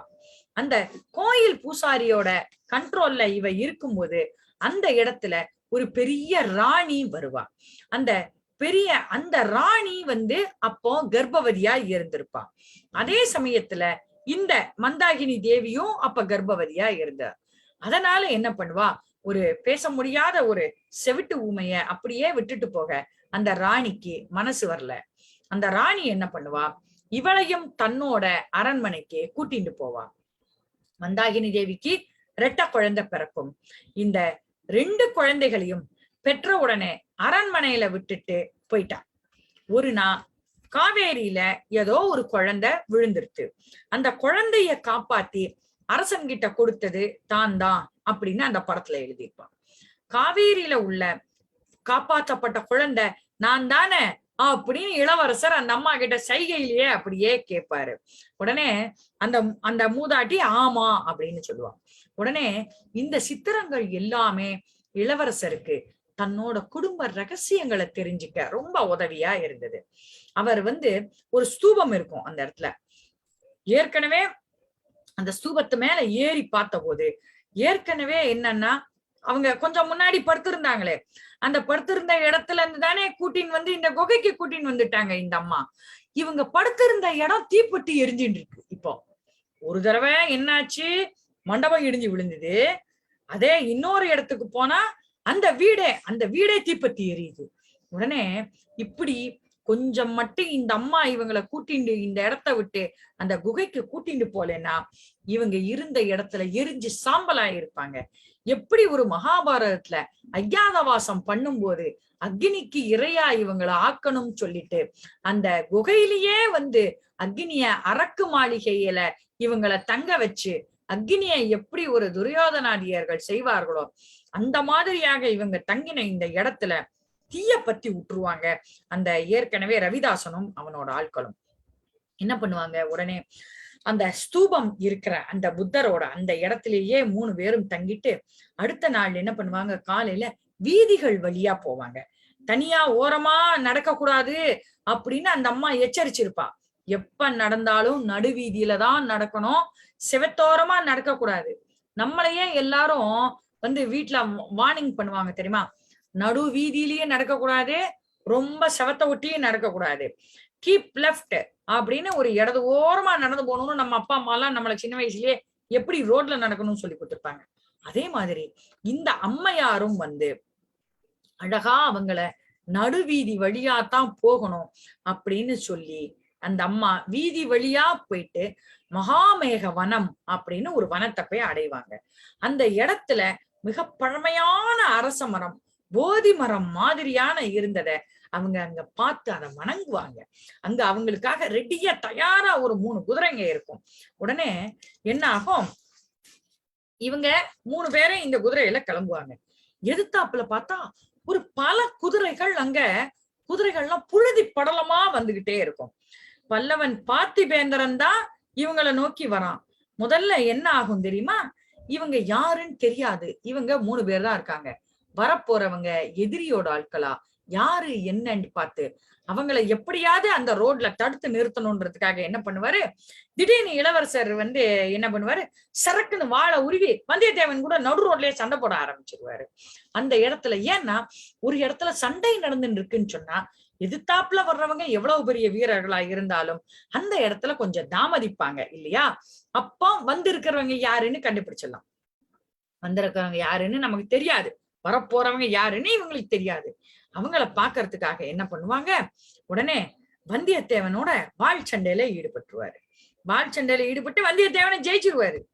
வந்தியத்தேவன் தான் இளவரசரை பார்த்தாலே மயங்கி, அதாவது அவன் நினைப்பான், தான் ஒரு ஆணாக இருந்து கொண்டே இளவரசரை பார்த்து இவ்வளவு உருகி போகிறோமே, இவரை மட்டும் பெண்கள்லாம் பார்த்தா என்ன ஆகும் அப்படின்னு வந்தியத்தேவன் நினைப்பான். ஏன்னா இவனே ஒரு ஜொல்லு பாட்டி, அப்போ இவன் இப்படித்தானே யோசிப்பான். அப்போ தானே அருள்மொழிவர்மர் கிட்டக்க இப்படி மயங்கி போய் அவர் என்ன பண்ணாலும் எல்லாத்துக்கும் சரி சரின்னு சொல்றோமே, அப்போ குடிமக்கள் இவரோட அன்புக்கும் இவரோட ஆளுமைக்கும் கட்டுப்படுறதுல வியப்பே இல்லைன்னு அருள்மொழிவர்மரை ஒரு இடத்துலயும் பார்த்து பார்த்து வந்தியத்தேவன் வியந்துட்டே இருப்பான். அந்த இடத்துல இது தாப்புல என்ன ஆகும், பல்லவ அந்த பார்த்திபேந்திரன் கூட பூதி விக்ரமகேசரியும் வருவாங்க. கூடவே யாரு வரா, நம்ம ஆளு பூங்குழலிய கூட்டின்னு வந்திருப்பாரு பூதி விக்ரமகேசரி. உடனே இவங்களை பார்த்துட்டு தான் இளவரசர் தன்னோட வேணும்ட்டே வாழ்போர் பண்ணி தன்னை இங்க டிலே பண்ணி இருக்காருன்றத வந்தியத்தேவன் அப்புறம்தான் புரிவான். ஏன்னா அவனுக்கு வெறும் சண்டை சண்டை சண்டை இதை தவிர ஒண்ணுமே தெரியாது. அரசாங்க சூட்சுமங்கள்லாம் அதுவுமே அவனுக்கு தெரியாது. பிளெயினா வளர்ந்தவன் வந்தியத்தேவன். கெட்டிக்காரத்தனம் உண்டு, அந்த சமயத்துல சமயோஜிதமா தப்பிச்சு வர்றதுக்கெல்லாம் அவனுக்கு தெரியும். ஆனால் இந்த ராஜாங்க சூட்சுமத்தை அவன் பொன்னியின் செல்வரிடமிருந்து கொஞ்சம் கொஞ்சமாக கற்றுக்கொண்டான். அப்படித்தான் பின்னாளில் அவன் குந்தவையுடன் சேர்ந்து அவளை மணந்து கொண்டு அரசாங்கத்துக்கு உதவியா இருந்தவன் இந்த வந்தியத்தேவன். ஆக இந்த இடத்துல பார்த்திபேந்திர பல்லவனை தாமதிக்க வைக்கிறதுக்காகத்தான் இளவரசர் தன்னோட சண்டை போட்டார்னு தெரிஞ்சுண்டு அவனோட இவன் என்ன பண்ணுவான், அவரை பார்த்து அப்படியே வேந்துட்டே கையில கத்தி வச்சு கத்திய ஒரே தட்டி விட்டுருவாரு. உடனே வந்தியத்தேவன் தன்னோட கவனக்குறைவினால ஈஸியா தோத்து போயிருவான். ஆனாலும் அவனோட திறமைய இளவரசர் பாராட்டாம இருக்கவே மாட்டாரு. உடனே என்ன ஆகும், பார்த்திபேந்திரன் இளவரசரே இங்க இருக்காருன்னொடனே லபக்குன்னு குதிரையில இருந்து குதிச்சுட்டு பார்த்திபேந்திரன் நேர ஆதித்த கரிகாலர் என்ன சொன்னாரு, உங்களை உடனே காஞ்சிபுரத்துக்கு கையோட கூட்டின்னு வர சொல்லிட்டாங்க அப்படின்பா. என்ன ஆகும், எல்லாருமா சேர்ந்து பக்கத்துல ஒரு மண்டபம் இருக்கும், அந்த மண்டபத்துல போய் ஆலோசனை பண்ணுவாங்க, மந்திராலோசனை பண்ணுவாங்க. அந்த இடத்துல என்ன ஆகும், பூங்குழலி என்ன பண்ணுவா, சேனாதிபதி காதுல ஒரு விஷயத்த சொல்லுவா. என்னாச்சுன்னா, பழுவேட்டரையரோட ஆட்கள் அருள்மொழிவர்மரை சிறை பிடிக்கிறதுக்காக ஒரு கப்பல் படைய ரகசியமா அனுப்பி இருக்காங்க. அந்த கப்பல்கள் லங்கையில நங்கூரம் பாய்ச்சி நிக்க வைக்கப்பட்டிருக்கு. இதுதான் பூங்குழலி சொன்ன செய்தி. இவ என்ன பண்ணிருப்பா, வந்தியத்தேவன் போன உடனே கடற்கரை வழியா போயின்னு இருக்கும் போது அங்க இருக்கிற களபதிய பார்த்து பேசுவா. களபதி அப்படின்னா யாருன்னு கேட்டா, மாலுமிகளின் தலைவன். எப்படி ஒரு விமான ஓட்டி அப்படின்னு நாம சொல்றோமோ ஒரு பைலட்ட, அந்த மாதிரி மாலுமிகளுக்கெல்லாம் தலைவனாக கப்பல்களை ஓட்டுபவர்களை களபதி அப்படின்னு நாம சொல்லுவோம். இந்த செய்தியை கேட்டு இளவரசருக்கு ஒரே கன்ஃபியூஷனா போயிரும். ஏன்னா வந்தியத்தேவன் என்ன சொல்றான், நீ பழையாறைக்கு வரணும்னு சொல்றான். ரெண்டாவது பார்த்திபேந்திரன் என்ன சொல்றான், உங்க அண்ணன் உன்ன காஞ்சிபுரத்துக்கு தான் கூட்டிட்டு வரணும்ன்றான். மந்தாகினி என்ன சொல்றா, நீ உடனே தமிழ்நாட்டுக்கு போயிடு அப்படின்றான். அனிருத்த பிரம்மராயர் என்ன சொல்றாரு, நீ இலங்கையிலேயே இருந்துரு அப்படின்றாரு. இப்படி ஆளுக்கு தண்ணிய போட்டு பந்தாடினாங்கன்னா நான் என்னதான் முடிவெடுப்பேன்னு, அப்படியே எங்க போகன்னு தெரியலையே. கடைசியில பார்த்தா என்ன ஆகும்னா, அந்த களபதியோட ஆட்கள் ஒரு ஓலைய கொண்டு வந்திருப்பாங்க. என்னன்னு கேட்டா, அந்த களபதி கிட்ட கொடுத்த ஓலையில என்ன எழுதி இருக்கும்னா, சுந்தர சோழர் ஆகிய நான் ஆணை பிறப்பிக்கிறேன், அருள்மொழிவர்மனை இங்கு தஞ்சை கோட்டைக்கு கூட்டி வர வேண்டும், அவன் சம்மதிக்காவிட்டால் அவனை கைது செய்து கூட்டின்னு வர வேண்டும்னு எழுதியிருப்பாங்க. எல்லாருக்கும் வருமே கோபம். இளவரசர் அருள்மொழிவர்மரை கைது செய்யறதுக்கு இவங்கெல்லாம் யாரு, இவங்களுக்கு என்ன ரைட்ஸ் இருக்கு? ஆளுக்கு குதிப்பாங்க. பூதி விக்ரமகேசரி ஒரு சைடு அவர் குதிப்பாரு. பார்த்திபேந்திரன், ஐயா நீங்க உங்க அண்ணன் சொன்னபடிதான் நீங்க கேட்கணும்மா. வந்தியத்தேவன் இவன் பாட்டுங்க, அதெல்லாம் முடியாது, உங்க அக்கா சொன்னபடிதான் நீங்க கேட்கணும் அப்படின்னு. உடனே அருள்மொழிவர்மர் என்ன சொல்லுவாரு, எல்லாரும் எல்லா விதமா சொன்னாலும் என் தந்தை தான் இந்த நாட்டுக்கே அரசர், அவர் சொல்படிதான் நான் கேட்பேன், நான் கைதாகி அவர்களது படகில் கண்டிப்பாக போவேன்னு கிளம்புவாரு. அப்போ என்ன ஆகும், பூதி விக்ரமகேசரி, ராஜா நீங்க அந்த மாதிரி எல்லாம் பண்ணக்கூடாது, வேண்டுமானால் இப்ப பார்த்திபேந்திரன் ஒரு கப்பலை எடுத்துன்னு தானே வந்திருக்கான் இல்லையா, அந்த கப்பல்ல நீங்க போகலாம் அப்படின்னு சொல்லி அந்த களபதிகள் கிட்டையும் சொல்லிட்டு, கண்டிப்பா நான் வர்றேன் அப்படின்னு சொல்லிட்டு நீங்க ராஜா கிட்ட சொல்லுங்கன்னு அவங்களையும் கிளம்பணும்னு சொல்லுவாரு. இதுக்கு ஊடையில என்ன ஆகும், இவங்களை கைது பண்ணத்தான் ஒரு கப்பல் வந்திருக்கிறதுன்னு அந்த செய்தியை சொன்ன போது பார்த்திபேந்திரன் குதி குதின்னு குதிப்பான். உடனேயா படையெடுத்து போய் நம்ம பழுவேற்றைய எல்லாரையும் கூண்டோடு அழிச்சிடணும் அப்படின்னு கத்துவான். இளவரசர் சொல்லுவாரு, பூங்குழலி வாயிலிருந்து அந்த செய்தி வரணும்பா. ஆனா பூங்குழலிய காணோம். என்னன்னா அவளை தேடி வந்தியத்தேவன் போயிருப்பான். அப்பதான் வந்து இளவரசர்கிட்ட என்ன சொல்லணும்னு இளவரசர் உன்னை கூப்பிட்டு வர சொல்றாரு, நீ அங்க என்ன பார்த்தன்றத உன் வாயால சொல்லணும்னு இளவரசர் ஆசைப்படுறாரு அப்படின்னு சொல்லும் போதே அவ சொல்லுவா, பூங்குழலி தான் பார்த்த கப்பலையும் பழுவேட்டரையோட வீரர்களையும் பத்தி சொல்லுவான். தந்த உயிரோடு இருக்கும் போதே இலங்கையில் இளவரசர் மன்னராக முடிசூட்டி கொள்ள முயன்றதாக உங்கள் மேல் குற்றம் சாட்டி உங்களை கைது செய்து வைப்பதற்காக வீரர்கள் வந்திருப்பதாகத்தான் அவங்க பேசினாங்க. அதோட இது சோழ மன்னரின் கட்டளைன்னு அவங்க பேசினாங்க இப்படின்னு பூங்குழலி வந்து அவ வாயால இப்படி சொன்ன உடனே என்ன பண்ணுவா, இது சோழ மன்னரின் கட்டளைன்னா நானே போய் அவங்க கிட்ட சரண்டர் ஆகி என்ன அரெஸ்ட் பண்ற சொல்லி நான் சொல்லுவேன் அப்படின்னு சொன்ன உடனே அத்தனை பேருக்கும் ஒரே ஷாக் ஆயிடும். ஆனா இளவரசர் அதுல பிடிவாதமா இருந்தாரு. என்ன பண்ணுவா, பூங்குழலி அந்த சிறை கப்பல் எங்க இருக்கோ, தன்னை சிறைப்பிடிக்க வந்த கப்பல் எங்க இருக்கோ அங்க என்ன கூட்டின்னு போ அப்படிம்பாரு. பூங்குழலிய அவளுக்கு அது இஷ்டமே கிடையாது. இருந்தாலும் என்ன பண்ணுவா, தான் அவளை கூட்டின்னு போறதாக சொல்லிடுவா. என்ன ஆகும், தனக்கு ஒரு யானைய தர சொல்லி அந்த யானை மேல உட்கார்ந்து அவள் வழிகாட்டுவா. இவர் தான் யானைப்பாகன் தான், பெரிய ஆளாயாச்ச யானைப்பாகன் தானே. நல்ல வந்து ஒரு இது பூங்குழலிய யானை மேல ஏத்திட்டு அந்த யானைக்கு பாகனாகி நைஸா அந்த யானையோட காதுல ஒண்ணு ஓதுவாரு. சரின்னு கொஞ்ச தூரம் மெதுவா நடந்து போயிட்டே இருக்கிற யானை, ஏன்னா பின்னாடி என்னாகும், பார்த்திபேந்திரனும் என்ன பண்ணுவான், இவனும் சேனாதிபதியும் தன்னோட பயணத்தை தடை செய்ய முயலுவாங்கன்னு ஏற்கனவே இளவரசர் டிசைட் பண்ணியாச்சு. வந்தியத்தேவன் என்ன பண்ணுவான், தன்னை கண்டிப்பா எப்படியான பழையாறைக்கு அழைச்சின்னு போயிடுவான். பார்த்திபேந்திரன் என்ன பண்ணுவான், காஞ்சிபுரத்துக்கு அழைச்சின்னு போயிடுவான். ஆக சேனாதிபதி, ஆழ்வார்க்கடியான், வந்தியத்தேவன், இளவரசர் 4 பேரும் குதிரையில வந்த உடனே ராஜபாட்டையில கொஞ்ச தூரம் அப்படியே போவாங்க. அந்த பகுதியில என்ன ஆயிருக்கும், இளவரசர் வந்து அந்த பகுதியில வராருன்னு தெரிஞ்சுட்டு மக்கள்லாம் கூட்டம் கூட்டமா வர ஆரம்பிச்சிருவாங்க. உடனே என்னாகும், எல்லாருமா என்ன பண்ணுவாங்க, ஊரை அவாய்ட் பண்ணணும்ன்றதுக்காக சைடுல இருக்கிற காட்டுப்பாளையில அப்படியே நுழைஞ்சிருவாங்க. அந்த இடத்துல என்ன ஆகும், இளவரசரை குறி வச்சு ஒரு அம்பு வரும். இளவரசர் அதை பார்த்துட்டு சக்குன்னு குனிஞ்சிடுவாரு. உடனே என்ன ஆகும், அது ஆழ்வார்க்கடியானோட தலைப்பாகைய அப்படியே சரக்குன்னு அப்படியே தள்ளிண்டு போயிடும். பதறி போன சேனாதிபதி என்ன பண்ணுவாரு, அம்பு எய்த வீரர்களை பிடிக்கிறதுக்காக போயிடுவாரு. சேனாதிபதி பண்றது இவருக்கு பிடிக்கவே இல்லை இளவரசருக்கு. ஏன்னா ஆபத்துக்கள் அவரை சூழ்ந்திருக்குன்னு இளவரசருக்கு நல்ல தெரியும். இளவரசருடன் வந்த வீரர்கள் அம்பு எய்தவர்களை காட்டுல தேடி போயிருவாங்க, யாருமே கிடைக்கல. ஆனா அதனால இளவரசர் என்ன பண்ணுவாரு, இளவரசர் உடையில இல்லாம யானைப்பாகன் வேஷத்தை மீண்டும் போட்டுண்டு பூங்குழலிய மாத்திரம் அந்த யானையில ஏத்திண்டு அத்தனை பேருக்கும் டிமிக்கி கொடுத்துட்டு இளவரசர், பூங்குழலிக்கு ஒரே ஆனந்தமாயிரும்.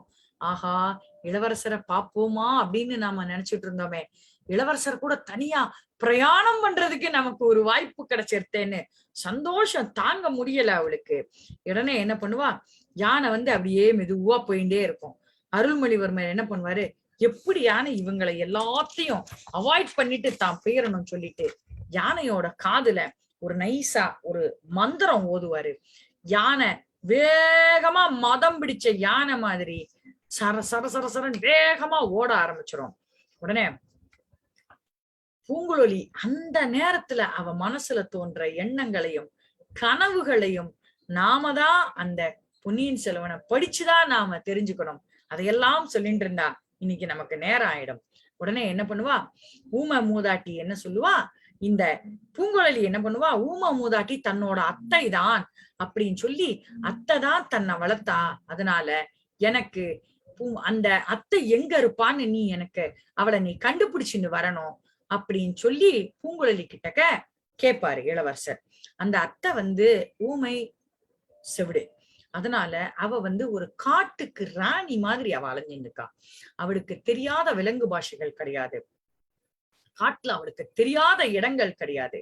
அவளை நான் எப்ப பாக்குறேனோ உங்ககிட்ட நான் கூட்டின்னு வரேன் அப்படின்னு சொல்லிட்டு இளவரசர் அவ சோழ சாம்ராஜ்யத்தோட இடத்துக்கு தகுதி வாய்ந்த பட்ட மகிழ்ச்சியாக இருக்க வேண்டியவள் அப்படின்னு அந்த ஊமை ராணிய பத்தி சொன்ன உடனே அவருக்கு கண்டிப்பா சேனாதிபதிக்கோ என்ன இஷ்டம் இருக்கும், கண்டிப்பா அவர் வானதியை தான் கல்யாணம் பண்ணிக்கணும்னு இவருக்கு இஷ்டம் இருக்கும். பூங்குழலி என்ன பண்ணுவா, பூங்குழலிட்ட இவர் என்ன சொல்லுவாரு, நீ ஒரு ராஜ்யத்துக்கே பட்ட மகிழ்ச்சியாக கூடிய தகுதி வாய்ந்தவள் அப்படின்னு பூங்குழலி கிட்ட இளவரசர் சொல்லுவாரு. பூங்குழலி அப்படியே கனவுல மிதக்க ஆரம்பிச்சுருவோம். இளவரசரும் பூங்குழலி இப்படியே ரொம்ப தூரம் போயிட்டு யானையில இருந்து இறங்குவாங்க. மத்தவள்கிட்ட இருந்து பிரிஞ்சு ரொம்ப தூரம் வந்துருவாங்க. பூங்குழலி சந்தோஷமா சொல்லுவா, ஆஹா இனிமே யாருமே இளவரசரை சிறைப்பிடிக்கவே முடியாது அப்படின்பா.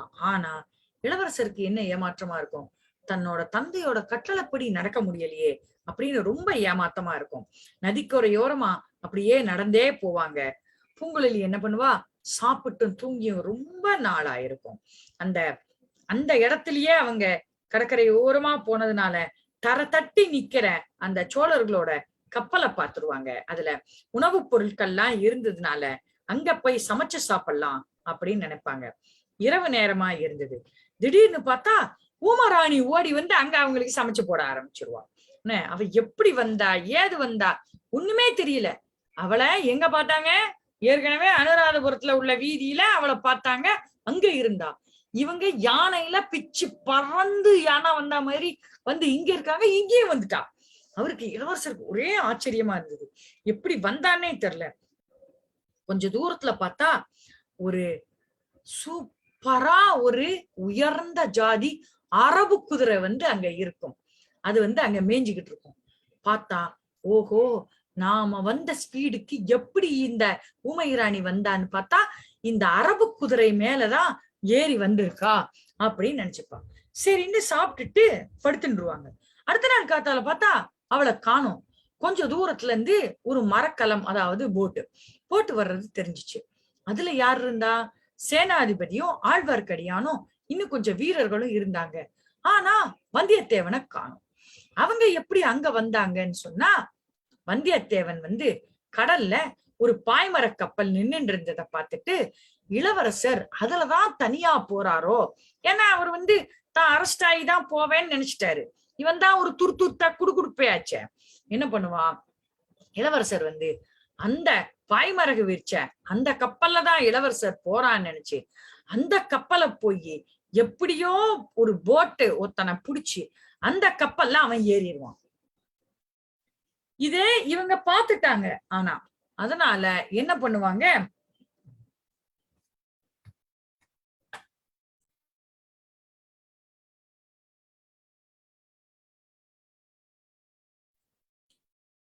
அந்த அந்த கப்பல் யாருன்னு பார்த்தா அந்த கப்பல்ல ரவிதாசனும் அவனோட கூட வந்த இன்னொருத்தவங்களும் அந்த இடத்துல இருப்பாங்க. இன்னொருத்தன் யாருன்னா தேவராளன். அங்க ஆட்டம் ஆடினாங்க இல்லையா, தேவராளனும் தேவராட்டியும் ஆடினாங்க இல்லையா, அந்த தேவராளன் அங்க இருப்பான். இது போக இன்னும் 3 பேர் இருப்பாங்க. அவங்க யாருன்னு பார்த்தா அரபு நாட்டவர்கள். அரபு நாட்டவர்கள் நாட்டுல கடல் கொள்ளையர்களாக அந்த சமயத்தில் மாறி இருந்தவர்கள். அந்த பாய்மர கப்பல்ல எல்லாருமா ஏறின்றுவாங்க. ஆனா வந்தியத்தேவன் என்ன பண்ணுவான், இளவரசனை போய் அந்த கப்பல்ல தேடுவான். அவனை காணல. அச்சச்சோ, நாம தப்பு பண்ணிட்டோமே, நம்ம புத்தி கெட்டு போச்சே, நம்ம புத்தி சொன்னபடி கேட்டீங்க அது தப்பா போச்சே, கப்பல்ல இவங்க எல்லாம் சரியான வில்லன்களாச்சே அப்படின்ட்டு அவனோட சண்டை போடுவாங்க. ஆனா இவங்க எல்லாருமா சேர்ந்து வந்தியத்தேவனை பின்னாடில இருந்து அவன் காலை இழுத்து விட்டுட்டு அவனை கயத்தோட கட்டி போட்டு அடியில ஒரு அறை இருக்கும். எப்படி கப்பல்ல அடியில நம்ம சாமான்கள் எல்லாம் போட்டு வச்சிருப்பாங்க இல்லையா, தளவாடங்கள்லாம் போட்டு வச்சிருக்கிற அந்த அறையில தூக்கி காலெல்லாம் கட்டி போட்டு அவனை போட்டு விட்டுருவாங்க. ஆழ்வார்க்கடியான் இளவரசர் இருக்கிற இடம் தனக்கு தெரிஞ்ச மட்டும் வந்தியத்தேவன் எப்படி போய் இந்த பாய்மர கப்பல் பக்கத்துல போயிட்டான்னு நினைச்சுடுவார். இளவரசர் என்ன பண்ணுவாரு, ஐயையோ இவன் ஏதோ தப்பான இடத்துல போய் மாட்டின்ட்டான்னு இளவரசருக்கு உள்ளுணர்வு தோணும். உடனே என்ன பண்ணுவாரு, எப்படியானோ வந்தியத்தேவன் என்னோட நண்பன் ஆயிட்டான், அவன் எனக்காக ரிஸ்க் எடுத்து எங்க அக்கா சொல்லி இங்க வந்திருக்கான், அவனை எப்படியானு நான் காப்பாத்தணும் அப்படின்னு சொன்ன உடனே இது அப்படி பேசிட்டே இருக்கும்போதே ஊமையராணி என்ன பண்ணுவா, ஓடி வந்து இளவரசரை தன்னோட வர்ற மாதிரி வா அப்படின்னு சைகையில கொஞ்சம் தூரத்துல நின்னுண்டு காட்டுவா. உடனே காட்டு வழியா அப்படியே அழிச்சுட்டே போவா. அந்த இடத்துல என்னன்னா சோழ நாட்டு மாலுமிகள்லாம் செத்து போன உடல்கள் அந்த இடத்துல கிடைக்கும். அத பார்த்த உடனே ஊமையராணி என்ன பண்ணுவா, இத காமிச்சு கொடுத்துட்டு இளவரசர் காமிச்சு கொடுத்துட்டு ஒரு மரத்தடிக்கு கூட்டின்னு போவா. அங்க வந்து களபதி யாரு, அந்த மாலுமிகளோட தலைவன், அவனையும் அடிச்சு போட்டு போயிருப்பாங்க. ஆனா அவனுக்கு மட்டும் உயிர் இருக்கும் அந்த இடத்துல, இவன் மட்டும் உயிரோட இருக்கான்றத பார்த்துன்னு போயிட்டு அந்த களபதி கிட்ட கூட்டின்னு வந்து அருள்மொழிவர்மரை விட்டுருவா. அந்த களபதி சொல்லுவான், என்ன அவன் சொன்ன மாதிரி பழுவேட்டரையர்கள் இளவரசரை சிறை பிடிக்கணும்னு தான் கப்பல்ல அனுப்பி இருந்தாங்க. ஆனா தனக்கு அதுல விருப்பம் இல்ல, மன்னர் கட்டளைன்றதுனால நான் வேற வழி இல்லாம வந்தேன். ஆனா எங்குட்ட வந்த வீரர்களை அரபு நாட்டவர்கள் என்ன பண்ணுவாங்க, அந்த கடல் கொள்ளைக்காரர்களாக மாறி அத்தனை பேரையும் கொன்னுருவாங்க. நான் மட்டுமே உசுரோட ஊசலாடி இருக்க நிலைமையில நான் இருக்கேன் அப்படின்னு களபதி சொல்லுவான். அவங்க கத்தியால குத்துனதும் மத்த வீரர்கள்லாம் இறந்துட்டாங்க, நான் மட்டும் இருக்கிறேன்னு சொல்லி மன்னிப்பு கேட்பாரு அவரு. உடனே நீ வந்து மன்னரோட கட்டளையத்தானே நிறைவேற்றின அப்படின்னு சொல்லிட்டு அவர் சொல்லிண்டே இருக்கும் போதே களபதியும் அந்த இடத்துல இறந்து போயிடுவாரு. அவரோட உடல்களை இளவரசரும் ஊமையராணியுமா சேர்ந்து எரிச்சு அவர் ஆன்மா சாந்தி அடையணும்னு நல்ல ஒரு பிரேயர் பண்ணிட்டு இருப்பாங்க. இதுக்கு இடையில கப்பல்ல வந்தியத்தேவனை கட்டி போட்ட இடத்துக்கு ரவிதாசனும் தேவராளனும் வந்து சோழர்களுக்கு எதிராக பாண்டிய நாட்டு ஆபத்துதவிகளான எங்க கூட நீ சேர்ந்துட்டேன்னா உன்னை நாங்க விடுவிச்சிடுறோம். அந்த அரபு தேசத்தை சேர்ந்தவங்க கப்பலை கோடிக்கரைக்கு செலுத்தாம அவங்க வேற பக்கம் கலிங்க நாட்டுக்கு செலுத்துறாங்க அப்படின்னு யோசிச்சதுனால அந்த அரபு நாட்டவர்களை நீ கொன்னுடணும். ஏன்னா தாங்க ஃப்ரெண்டு பிடிச்சிருக்கோம், அவங்களுக்கு சம்மதம் இல்லாத ஆளு யாருன்னு கேட்டா வந்தியத்தேவன். நீ எப்படியானோ அவங்கள கொன்னுட்டேன்னா நம்ம இந்த கப்பலை கொடியக்கரைக்கு எடுத்துட்டு போயிடலாம். அவங்க ஏற்கனவே அரபு நாட்டவர்கள் என்ன பண்றாங்க, கலிங்கத்துக்கு எடுத்துட்டு போறாங்க இந்த கப்பலை, எப்படியானு அவனை கொல்லணும்னு வந்தியத்தேவன் சொல்லுவான். இவ்வளவு நாள் சொல்லி இருந்தா கூட அவன் ஏதாவது கேட்டிருப்பான். இப்போ அருள்மொழிவர்மனை பார்த்த உடனே அவன் வாயிலிருந்து பொய் சொல்றது இல்லைன்னு ஒரு முடிவு பண்ணியிருப்பான். தான் எந்த ஒரு பித்தலாட்ட வேலையும் செய்யறது இல்லைன்னு முடிவு பண்ணியிருப்பான்.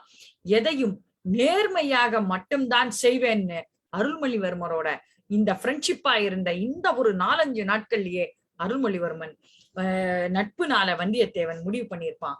அதனால இப்போ ரவிதாசன் கிட்ட சொல்லுவான், முடியவே முடியாது, நான் அவங்கள கொல்ல முடியாது, அவங்க எனக்கு எந்த ஆபத்தும் விளைவிக்கவே இல்லை, அவங்கள நான் கொல்றது தர்மமே கிடையாது அப்படின்னு சொல்லுவான். சிறிது நேரத்துல என்ன பண்ணுவாங்க, அரபு நாட்டவர்களை அவங்க 2 பேரும், அதாவது ரவிதாசனும் தேவராளனும் சேர்ந்து அவங்கள கம்பால அடிச்சு அப்படியே கடல்ல தூக்கி போட்டுருவாங்க. அதுக்குள்ள அங்க பக்கத்துல இருக்கிற ஒரு கத்தி இருக்கும், அதை உபயோகிச்சு என்ன பண்ணுவான் வந்தியத்தேவன், தன்னோட கட்டுக்களை எல்லாம் வந்து அறுத்துருவான். என்ன ஆச்சு, அந்த அறையை விட்டு வெளியில வருவான். அங்க இருந்த 2 பேரும் தாங்கள் பாண்டிய நாட்டு ஆபத்துதவிகள்ட்டும் வீரபாண்டியனை கொண்ட ஆதித்தனை பழிவாங்கறதுக்காகத்தான் தாங்க வந்திருக்கதாகவும் இவங்கிட்ட ஒத்துண்டுருவாங்க.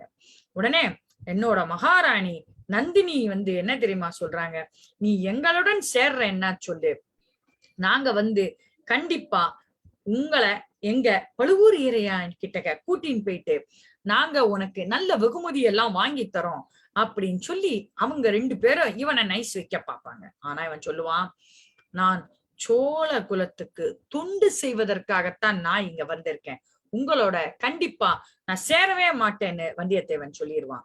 என்ன பண்ணுவான், என்னோட கத்திய சுழட்டி என்னோட கத்தி 2 பலி கேக்குதுமா, அறநாளிக நேரம் கொடு, எங்க 2 பேரையும் பலியிடு அப்படின்னு அவங்க 2 பேரும் கேட்பாங்க.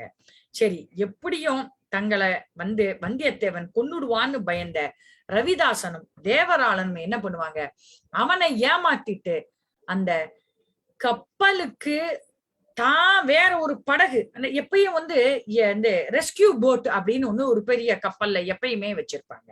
நம்ம டைட்டானிக் படம் பாத்தீங்கன்னா கண்டிப்பா எல்லாருக்கும் நல்லா தெரிஞ்சிருக்கும். அந்த ரெஸ்கியூ போட்ல இறங்கி அதை மடமடன்னு வச்சு தேவராளனும் மந்திரவாதியை என்ன பண்ணுவாங்க, அத மடமடன்னு கப்பல்ல இருந்து இறக்கி அதுல தான் தப்பிச்சு போயிருவாங்க. இப்ப என்ன பண்ணுவாங்க, இந்த ஏற்கனவே இருந்த அரபுக்காரங்க போயாச்சு, இத இருந்த 2 பேரும் போயாச்சு. இப்ப என்ன ஆகும், ஒரே ஒரு கப்பலை ஓட்டவும் தெரியாது, ஒண்ணுமே தெரியாது. அந்த இடத்துல என்ன ஆகும், அந்த ஒரு சுழல் காற்று பயங்கரமா வீசும். பெரிய ஒரு சுழல் காற்று அந்த இடத்துல ஏற்படும். பெரிய மின்னல் பழிச்சிடும். அந்த மின்னல்ல பட்டதுனால அந்த கப்பலோட பாய்மரம் எல்லாம் தீப்பிடிச்சு எரிய ஆரம்பிச்சிடும். அதே சமயத்துல பார்த்திபேந்திரன் அந்த இருட்டா வேற ஆயிரும். இப்ப நம்ம டைட்டானிக் சினிமா பார்க்கும்போது இருட்டுல அவங்க பார்த்திருப்பாங்க, அந்த படத்தை எடுத்திருப்பாங்க. அந்த சமயத்துல ஒரு பெரிய ஒரு பாறையில மோதி, அதாவது பனிப்பாறையில மோதிதான் அந்த படகு உடையும். அப்போ இருட்டான சமயம்ன்றதுனால அவங்களுக்கு தெரியாது. ஆனால் இப்போ ஒரு நல்லது நடந்தது இந்த இடத்துல, ஒரு கெட்டதுலயும் நல்லது என்னன்னு கேட்டா, இவனோட பாய்மரம் தீப்பிடிச்சு எரிஞ்சதுனால அந்த ஒரு இருட்டிலையும் பார்த்திபேந்திரனோட கப்பல், அதாவது இளவரசர் ஏறி வராரே இவனை காப்பாத்தணும்னு அந்த கப்பல் எதிர்த்தாப்புல வர்றத பாத்துருவாங்க. இப்போ இளவரசர் என்ன பண்ணுவாரு, இந்த கப்பல்ல தான் கண்டிப்பா இதுலதான் வந்து வந்தியத்தேவன் போகணும் அப்படின்னு சொல்லிட்டு அழகா என்ன பண்ணுவாரு, பார்த்திபேந்திரன் என்ன பண்ணுவான், அந்த கப்பல்ல வந்தியத்தேவனை அப்பமும் அவன் குறை சொல்லுவான். இவனை எவன் போய் அங்க போய் மாட்டிக்க போ சொன்னது, எப்ப பாரு ஒரு குறுக்குத்தனமா ஒரு காரியம் பண்ண வேண்டியது, குயிக்கித்தனமா தான் பண்றோம், தான் தான் கெட்டிக்காரன்னு சொல்லிட்டு அங்க போய் மாட்டிக்க வேண்டியது, இதே தொல்லையா போச்சு இவனோட அப்படின்னு சொல்லிட்டு இந்த கப்பலை தேடி வேகமா செலுத்துங்க அப்படின்னு இளவரசரும் பார்த்திபேந்திரனோட கப்பலை வேகமா போடுவாங்க. பின்னாடி அந்த கப்பல் வந்து நகராம நின்னு போயிடுது. என்னாச்சு, சுழல் காற்று வந்ததுனால இப்போ காற்று வந்து ஒரு மாதிரி அடிச்சு இருந்தால் அந்த காற்றோட அசைவுலதான் பாய்மரத்தின் மூலமாதான் கப்பலே நகரும். இது வந்து வேற யாரும் வந்து பண்றதே கிடையாது. காற்றே இல்லாம போய் நிசப்தமாகி ஒண்ணுமே இல்லாம பிளாங்க் நிசப்தம், கடலே அப்படியே பிளெயின் சர்ஃபேஸ் ஆயிருக்கு, ஒரு ஸ்டில்லு, அலையும் இல்ல, ஒண்ணுமே இல்ல. காத்து இருந்தா தானே அலை இருக்கும், அலை இருந்தா தானே பாய்மரம் வந்து அந்த அசைவுல கப்பல் நகரும், அப்பதானே பாய்மரம் வந்து அதுல வந்து காத்துல அசைஞ்சு அந்த கப்பலை செலுத்திண்டு போகும். ஆக என்ன சொல்லுவாங்க, கொஞ்ச நேரம் கழிச்சு அப்படியே ஸ்டாண்ட் ஸ்டில் ஆன உடனே தீப்பிடிச்சு எரிய ஆரம்பிச்ச கப்பல், வந்தியத்தேவனோட கப்பல் பெருசு பெருசா எரிய ஆரம்பிக்கும். வந்தியத்தேவனுக்கு தண்ணிய கண்டாலே பயங்கர பயம். அவனால அந்த கப்பல்ல இருந்து கடல்ல குதிக்கிறதுக்கும் அவன் பயந்து போய் நின்னுட்டு இருப்பான். என்ன ஆகும், அவனோட கப்பல் வந்து வேகமா சுழல ஆரம்பிச்சிடும். அந்த சுழிக்காற்றுல அவனோட கப்பல் வேகமா இப்படியே ரவுண்ட் அடிக்க ஆரம்பிச்சிடும். உடனே இவர் என்ன பண்ணுவாரு, அந்த இவன் கப்பல் தான் தீப்பிடிச்சு எரிஞ்சுட்டு இருக்கே, இந்த வெளிச்சத்தை பார்த்துட்டு இந்த கப்பலை நோக்கி வேகமா செலுத்த சொல்லி இளவரசர் சொல்லுவாரு. சுழிக்காற்று பலமா இருந்ததுனால என்ன ஆகும், என்ன பண்ணுவாரு இளவரசர், தான் ஒரு ரெஸ்கியூ போட்டை எடுத்து கீழே இறக்கி தானே வந்து ஒரு படகை செலுத்திண்டு இவன் இருக்கிற கப்பலை நோக்கி வேகமா வர ஆரம்பிச்சிருவாரு. என்ன ஆகும், சுழிக்காற்று பலமா இருந்ததுனால இவரோட படகும் உடைஞ்சு போயிரும். மற்றவர்கள் எதிர்த்தாலும் அதை கூட இளவரசர் சட்டம் செய்யவே இல்லை. உடைஞ்ச ஒரு பாய்மர கட்டைய தான் உடம்புல கட்டிண்டு வந்தியத்தேவனோட இருக்கிற கப்பலை பார்த்து அவர் நீஞ்சிண்டே வந்துருவாரு. வந்தியத்தேவனும் அவரை பார்த்துட்டு சந்தோஷமாயிருவான். என்ன பண்ணுவாரு, நீ பயப்படாத வந்தியத்தேவா, நீங்க செய்க, கத்தவா முடியும், அந்த சுழிக்காற்றுல யாருக்கு காது கேட்கும், நீ இங்க இருந்து குதி அப்படின்னு இங்க இருந்து சொன்ன செய்கையை உணர்ந்துட்டு வந்தியத்தேவன் கடல்ல குதிப்பான். தன்னை கெட்டியா பிடிச்சுக்குமாறு சொல்லுவாரு. ஆனா என்ன ஆகும், அப்படியே பண்ணுவான். ஆனா அவங்களால மீண்டும் அந்த உடைஞ்ச படகுல ஏறவே முடியவே இல்லை. பெரிய பெரிய அலைகள்லாம் மோத மோத 2 பேரும் கடல்ல முதந்து ஒரு இடத்தை வந்து அடைவாங்க. வந்தியத்தேவர் இளவரசனுக்கு தைரியம் சொல்லிண்டே வருவாரு. கரையோரம் போய் வந்து தூங்கிடுவாங்க. அப்படியே நம்ம டைட்டானிக் கப்பல்ல பாப்போமே, அந்த குளிர்ந்த தண்ணியில எத்தனை பேர் முதந்துண்டு தூங்குவாங்க. உயிரோட 2 பேர் தான் இருப்பாங்க அந்த இடத்துல தப்பிச்சவங்க. அந்த மாதிரி விடிஞ்சிரும். உடனே கொடும்பாளூர் வேளார் என்ன பண்ணுவாரு, பூங்குழலிய மிரட்டி, இளவரசரோட பழகாத, வலை போட்டு மீன் பிடிக்கிறதோட நிறுத்து, அவருக்கு வலை போடாத அப்படின்னு மிரட்டி வச்சிருப்பாரு. ஏன்? அவருக்கு வானதிய எப்படியாவது இளவரசருக்கு கல்யாணம் பண்ணி கொடுத்துடணும்னு ஆசை. இவர் பூங்குழலி பின்னாடியே இளவரசர் போறாருன்னு அவருக்கு தெரிஞ்சிருச்சு. ஒழுங்கு மரியாதையா இரு அப்படின்னு சொன்னதுல இருந்து பூங்குழலிக்கு ஒரே வருத்தமும் வேதனையுமா போயிரும். ச்சே, என்னடா வாழ்க்கை இது, நம்ம ஒரு சின்ன ஒரு ஆசைப்படுறது கூட இந்த உலகத்துல நம்மளுக்கு உரிமை இல்லாம போயிடுத்து. ஆனா பூங்குழலியோட லைஃப் ஆம்பிஷன்னு சொல்லுவாங்க தெரியுமா, அது என்னது தெரியுமா? தான் ஒரு நாட்டுக்கு மகாராணி ஆகணும் அப்படின்றதுதான். கரையர் மகளாய் பிறந்தாலும் உயர்ந்த நோக்கோடு பிறந்த அறிவாளியாக விளங்கிய பூங்குழலியின் எண்ணம். அப்போதுதான் அலைகடலும் ஓய்ந்திருக்க அகக்கடல் தான் பொங்குவதென்ற பாட்ட மறுபடியும் பாடிண்டே தன்னோட படக ஓட்டிண்டே வருவா. அப்படியே வந்தப்போ என்ன ஆகும், வந்தியத்தேவனும் இளவரசரும் ஏதோ ஒரு கரையில ஒதுங்கி இருக்கிறத பார்த்த உடனே அவளுக்கு ரொம்ப ரொம்ப சந்தோஷமாயிடும். அவங்க 2 பேரையும், இவங்க எங்க இருப்பாங்க, எங்கேயோ ஒரு கரையில ஒதுங்கி இருக்காங்க, ஏதோ ஒரு தீவுகள்ல. அவங்க 2 பேரையும் தன்னோட குட்டி படகுல ஏத்துண்டு சந்தோஷமா கொடியக்கரை நோக்கி போக ஆரம்பிப்பா. இதோட இன்றைய பாகமும் முடிந்தது, இன்றைய அத்தியாயமும் முடிந்தது, 2வது பாகமும் நிறைவு பெற்றது அப்படின்னு சொல்லி இந்த அருமையானது ஒரு நிகழ்வில் அழகாக நல்ல ஒரு புன்சிரிப்போட அத்தனை பேரும் சந்தோஷமா கேட்டு ரசிச்ச உங்க அத்தனை பேருக்கும் நன்றி கூறி விடைபெறுகிறேன். நன்றி, வணக்கம். அருமை. கை தட்டலாம். முதல்ல மைக் ஆன் பண்ணிட்டு கை தட்டலாம்.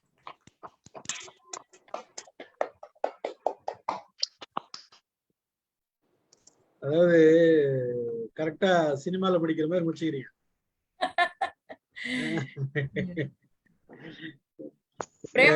பிரேமாமா பை சொல்லிட்டு போயிட்டாங்க, மெசேஜ போட்டு. டைம் ஆயிடுச்சு இல்ல? ஆமா, பாவம். ஆமா, நேரம் ஆயிடுச்சு, அதனால போயிட்டாங்க. இவ்வளவு நேரம் இருந்து பெரிய விஷயம் தான். ஆமா. அருமை அருமை அருமை. கடல் காட்சிகள்லாம் அப்படியே சினிமா பார்த்ததுனால பாதி சினிமா பாதி இப்படி வந்து போச்சு. அருமை. பார்ப்போம், பாருங்கள். கௌசி, மாலதிமா எல்லாரும் மெசேஜ் போட்டாங்க. ரொம்ப ரொம்ப தேங்க்ஸ்பா. யார் பேசுறீங்க? கௌசி சொல்லுமா நீ. வணக்கம். அருமை அருமை அருமை அருமை, மிக்க அருமை. சிறப்பாக இருந்தது. இந்த எங்களுக்கு எல்லாம் அந்த கதாபாத்திரங்கள் எல்லாம் நடிகர்களாகத்தான் தெரிறாங்க. வந்தியத்தேவன் என்றா கார்த்திக் தான் கண்ணுக்கு முன்னுக்கு வந்திருக்குது. இப்ப அப்படி மாறி போச்சுது எங்களுக்கு அந்த இதுகள் எல்லாம். ஆனா கதை என்னன்னு சொன்னால் ஒன்று சொல்லலாம், சிறந்த கதை சொல்லி என்று சொல்லிவிடலாம். அடுத்தது நீங்களும் ரசிச்சு எங்களையும் ரசிக்க வைக்கிறீங்க. அதுதான் அதுல ஒரு சிறப்பு. நீங்க சொல்ற விதத்துல அதை நீங்க ரசிக்கிறீங்க. அத அந்த உங்களோட ரசிப்பை பார்த்துதான் நாங்க ரசிக்கிறோம். அந்த பாட்டு பாடக்குள்ள எல்லாம் தேவாரம் எல்லாம் நீங்க பாடுறீங்க. அந்த பாடிய நீங்க சொல்லக்குள்ள அது எங்களையும் அதுக்குள்ள ஆழ்த்துற மாதிரி இருக்குது. நான் இதுதான் முதல் தடவையா உங்களோட கதையை நான் கேட்டுக்கிறேன். எனக்கு நேரம் கிடைக்காதால வாரது போயிடுறது. இன்னைக்கு ஃபுல்லா இருந்து கேட்க வேணும்னு சொல்லியே இருந்து நான் கேட்டேன். அற்புதமா இருக்கு, மிக சிறப்பா இருக்கு. தொடர்ந்து கொள்ளுங்கள். சரியா திரைப்படம் முடிச்சது போட முடிச்சிருக்கிறீங்க. இனி நாங்க நிச்சயமா தேடி வரணும் போல இருக்கு அடுத்ததுக்கு.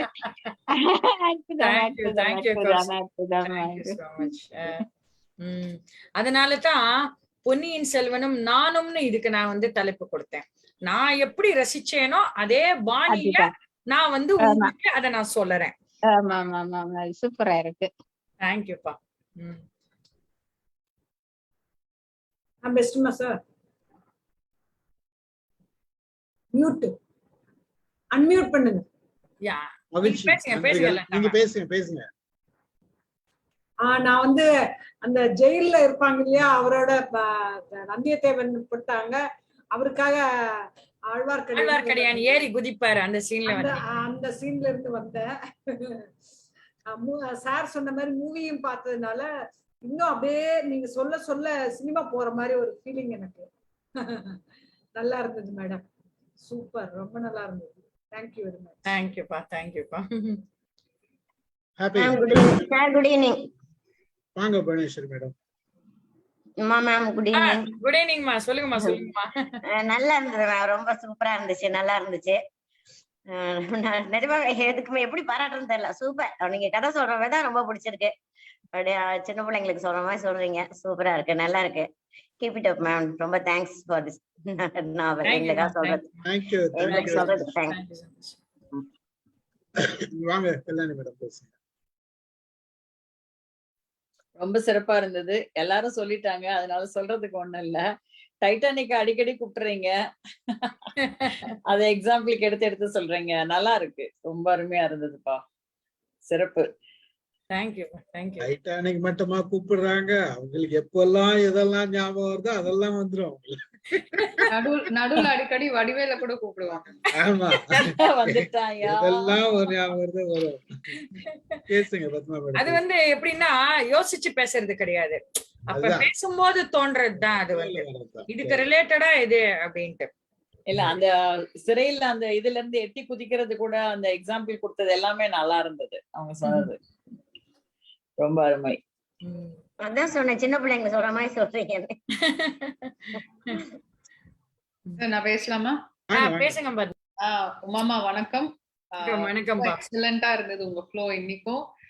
மத்தவங்க சொன்ன மாதிரிதான் அந்த ஸ்டோரி டெல்லிங்கோட அந்த டேலண்ட், அதாவது யதார்த்தமா இப்போ வழக்கத்துல இருக்கிற அந்த பாஷை, அந்த ஸ்லாங் எல்லாம் சேர்த்து சொல்லும் போது இன்னும் அது இன்ட்ரெஸ்டிங்கா போயிட்டு இருக்கு.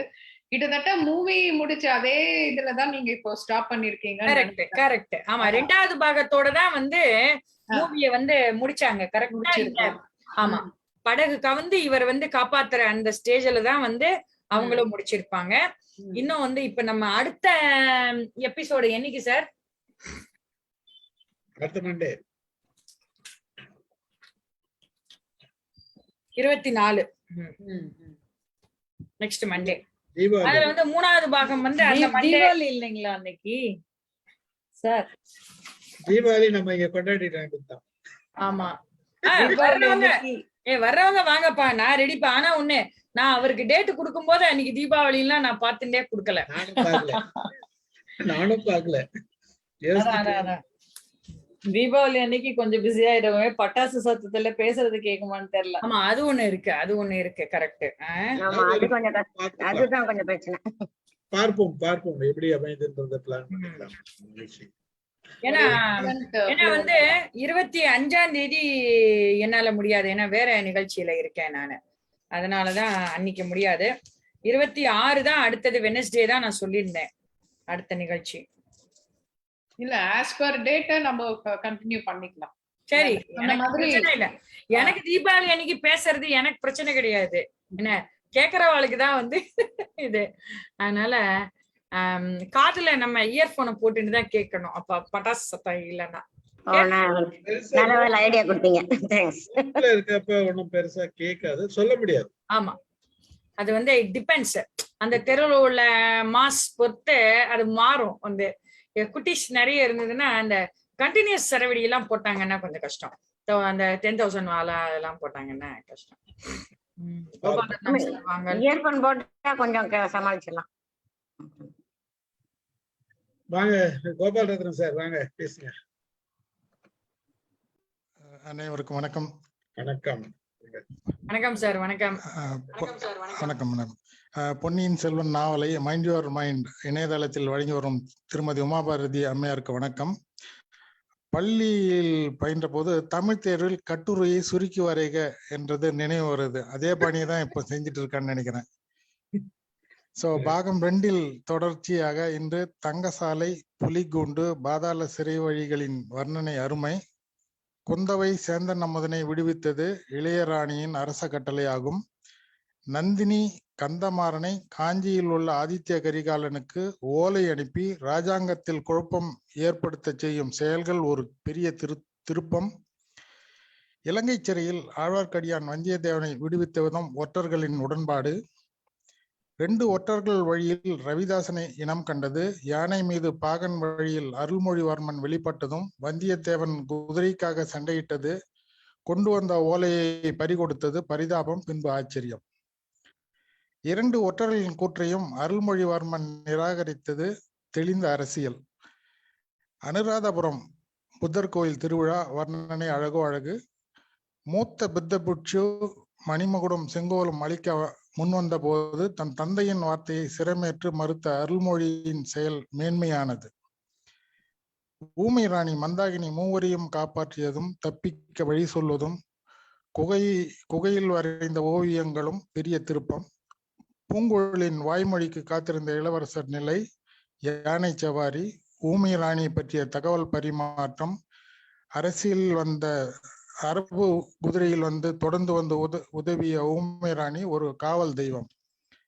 வந்தியத்தேவன் வழி தவறி பாய்மரக் கப்பலில் கட்டுண்டு சிறைப்பட்டு சுழலில் சிக்கியது தப்பியது மெய்சிலிருக்கிறது. நாமும் கோடிக்கரையை நோக்கி செல்கிறோம். அனைவருக்கும் வணக்கம். நன்றி சார். நன்றி ஸ்டீஃபன் சார். சார் ஒரே ஒரு திருத்தம். நன்றிகள் கோபாலபுரம் சார், ஒரே ஒரு சொல்லுங்க. திருத்தம். நீங்க சேந்தன் அமுதனையும் இவனையும் விடுவிச்சது நந்தினியோட ஆர்டர்னு சொன்னீங்க. கிடையாது. நந்தினி பினாகபாணிய மட்டும்தான் விடுவிச்சுட்டு போயிருப்பா. Okay okay. சேந்தன் அமுதனை விடுவிச்சது குந்தவை தனியா. குந்தவை, ஆமாமா, சரி மேடம். ஓகே அந்த இடத்துல அது நந்தினியோட ஆர்டர்னு சொன்னீங்க. அது தப்பு. ரைட்டுங்க, ரைட். அத மாத்திருங்க நீங்க. ஏன்னா பினாகபாணியை விடுவித்தது நந்தினியின் ஆணை. ஆமா. சேந்தன் அமுதனை விடுவித்தது குந்தவை. ஓகே ஓகே, ரைட்மா. Thank you. Right sir. நன்றி மேம்.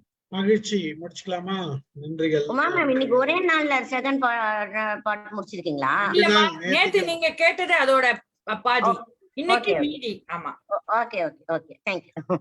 மகிழ்ச்சி. நன்றிகள். ஒரு எண்ணம் வருது. இந்த நம்ம தமிழ் மன்னர்கள் இலங்கையை பிடிச்சாங்க அப்படின்றது நினைக்கும் போது, அந்த மாதிரி யாருன்னா பிடிச்சு முதல் வருஷம் தமிழ் ஆக்குபை பண்ணிருந்தா இன்னைக்கு இந்த பிரச்சனை எல்லாம் இருந்திருக்காதோ அப்படின்ற மாதிரி இவ்வளவு பிரச்சனைகள்லாம் இருந்திருக்காது. இல்லையே. இப்போ எத்தனை பேர் இப்ப தமிழே அங்க ஆட்சி மொழியா இருக்கு இல்லையா? மலேசியா, சிங்கப்பூர் எல்லாம் பாத்தீங்கன்னா, இப்ப என்னோட ஃப்ரெண்ட் விஷாலி கிருஷ்ணன் ஒருத்தங்க இருக்காங்க. அவங்க எல்லாம் ரொம்ப வருஷம் அங்க இருந்துட்டு இப்ப இந்தியா வந்திருக்காங்க. அவங்க எல்லாம் அழகா சொல்றாங்க, எனக்கு தமிழ் தெரிஞ்சா போறோம், மலேசியால சிங்கப்பூர்லயும் 100 இடத்துக்கு நான் போயிட்டு வந்துருவேன், அங்க அத்தனை பேருக்கும் தமிழ் தெரியறது. இது சாவகம், அந்த கடாரம், இந்த தீவுகளோட உள்ளதுதான் இப்படி மாறினது. ராஜேந்திர சோழன் இன்வைட் பண்ணினது எல்லாமே வெற்றி கொண்டது எல்லாமே இந்த தீவுகள் தான். அதனாலதானே அவன் பேரு கடாரம் கொண்டான்ற பேரே ராஜேந்திர சோழனுக்கு உண்டு. அவங்க இந்தியன் ஹிஸ்டரி வேற நல்ல தரவு பண்ணி வச்சிருக்கிறவங்க. இன்னும் என்னோட அவங்க குரு, அந்த அக்கா சொன்னேன் இல்லையா, கீதா, அவங்க இந்தியன் ஹிஸ்டரி இந்த பொன்னியின் செல்வன் படிக்க ஆரம்பிச்சதுனாலயே சின்ன வயசுலயே இந்தியன் ஹிஸ்டரிக்கு நிறைய எடுத்து வச்சிருக்காங்க. அந்த வரலாறையும் நான் இப்ப கேட்டிருக்கேன் அவங்க கிட்ட இருந்து. அதையும் அவங்க எழுதி வச்சிருக்காங்களோ எப்படி வச்சிருக்காங்களோ, ஓரலாவது அவங்க கிட்ட இருந்து ஒரு ஆவணமா, ஒரு ரெக்கார்டா, வாய்ஸ் ரெக்கார்டா நான் வாங்கிட்டு வரணும்னு முடிவு பண்ணி வச்சிருக்கேன். நான் வர்றேன்னு சொல்லியிருக்கேன் அவங்கள்ட்ட. அதையும் ஆவணப்படுத்தணும் அப்படின்ட்டு. அருமை அருமை அருமை. நன்றிகள். பார்ப்போம். ஆக்சுவலா சினிமால இவங்களை காப்பாத்துறத காமிக்க மாட்டோம். நம்ம இன்னைக்கு காப்பாத்துறதோட. ஆமா ஆமா ஆமா. நன்றிகள். கலந்து கொண்ட அனைவருக்கும் நன்றி கூறி நிகழ்ச்சி. அனைவருக்கும் நன்றி. மீண்டும் தீபாவளி அன்று சந்திப்போம். நாளை அனைவருக்கும் நன்றி.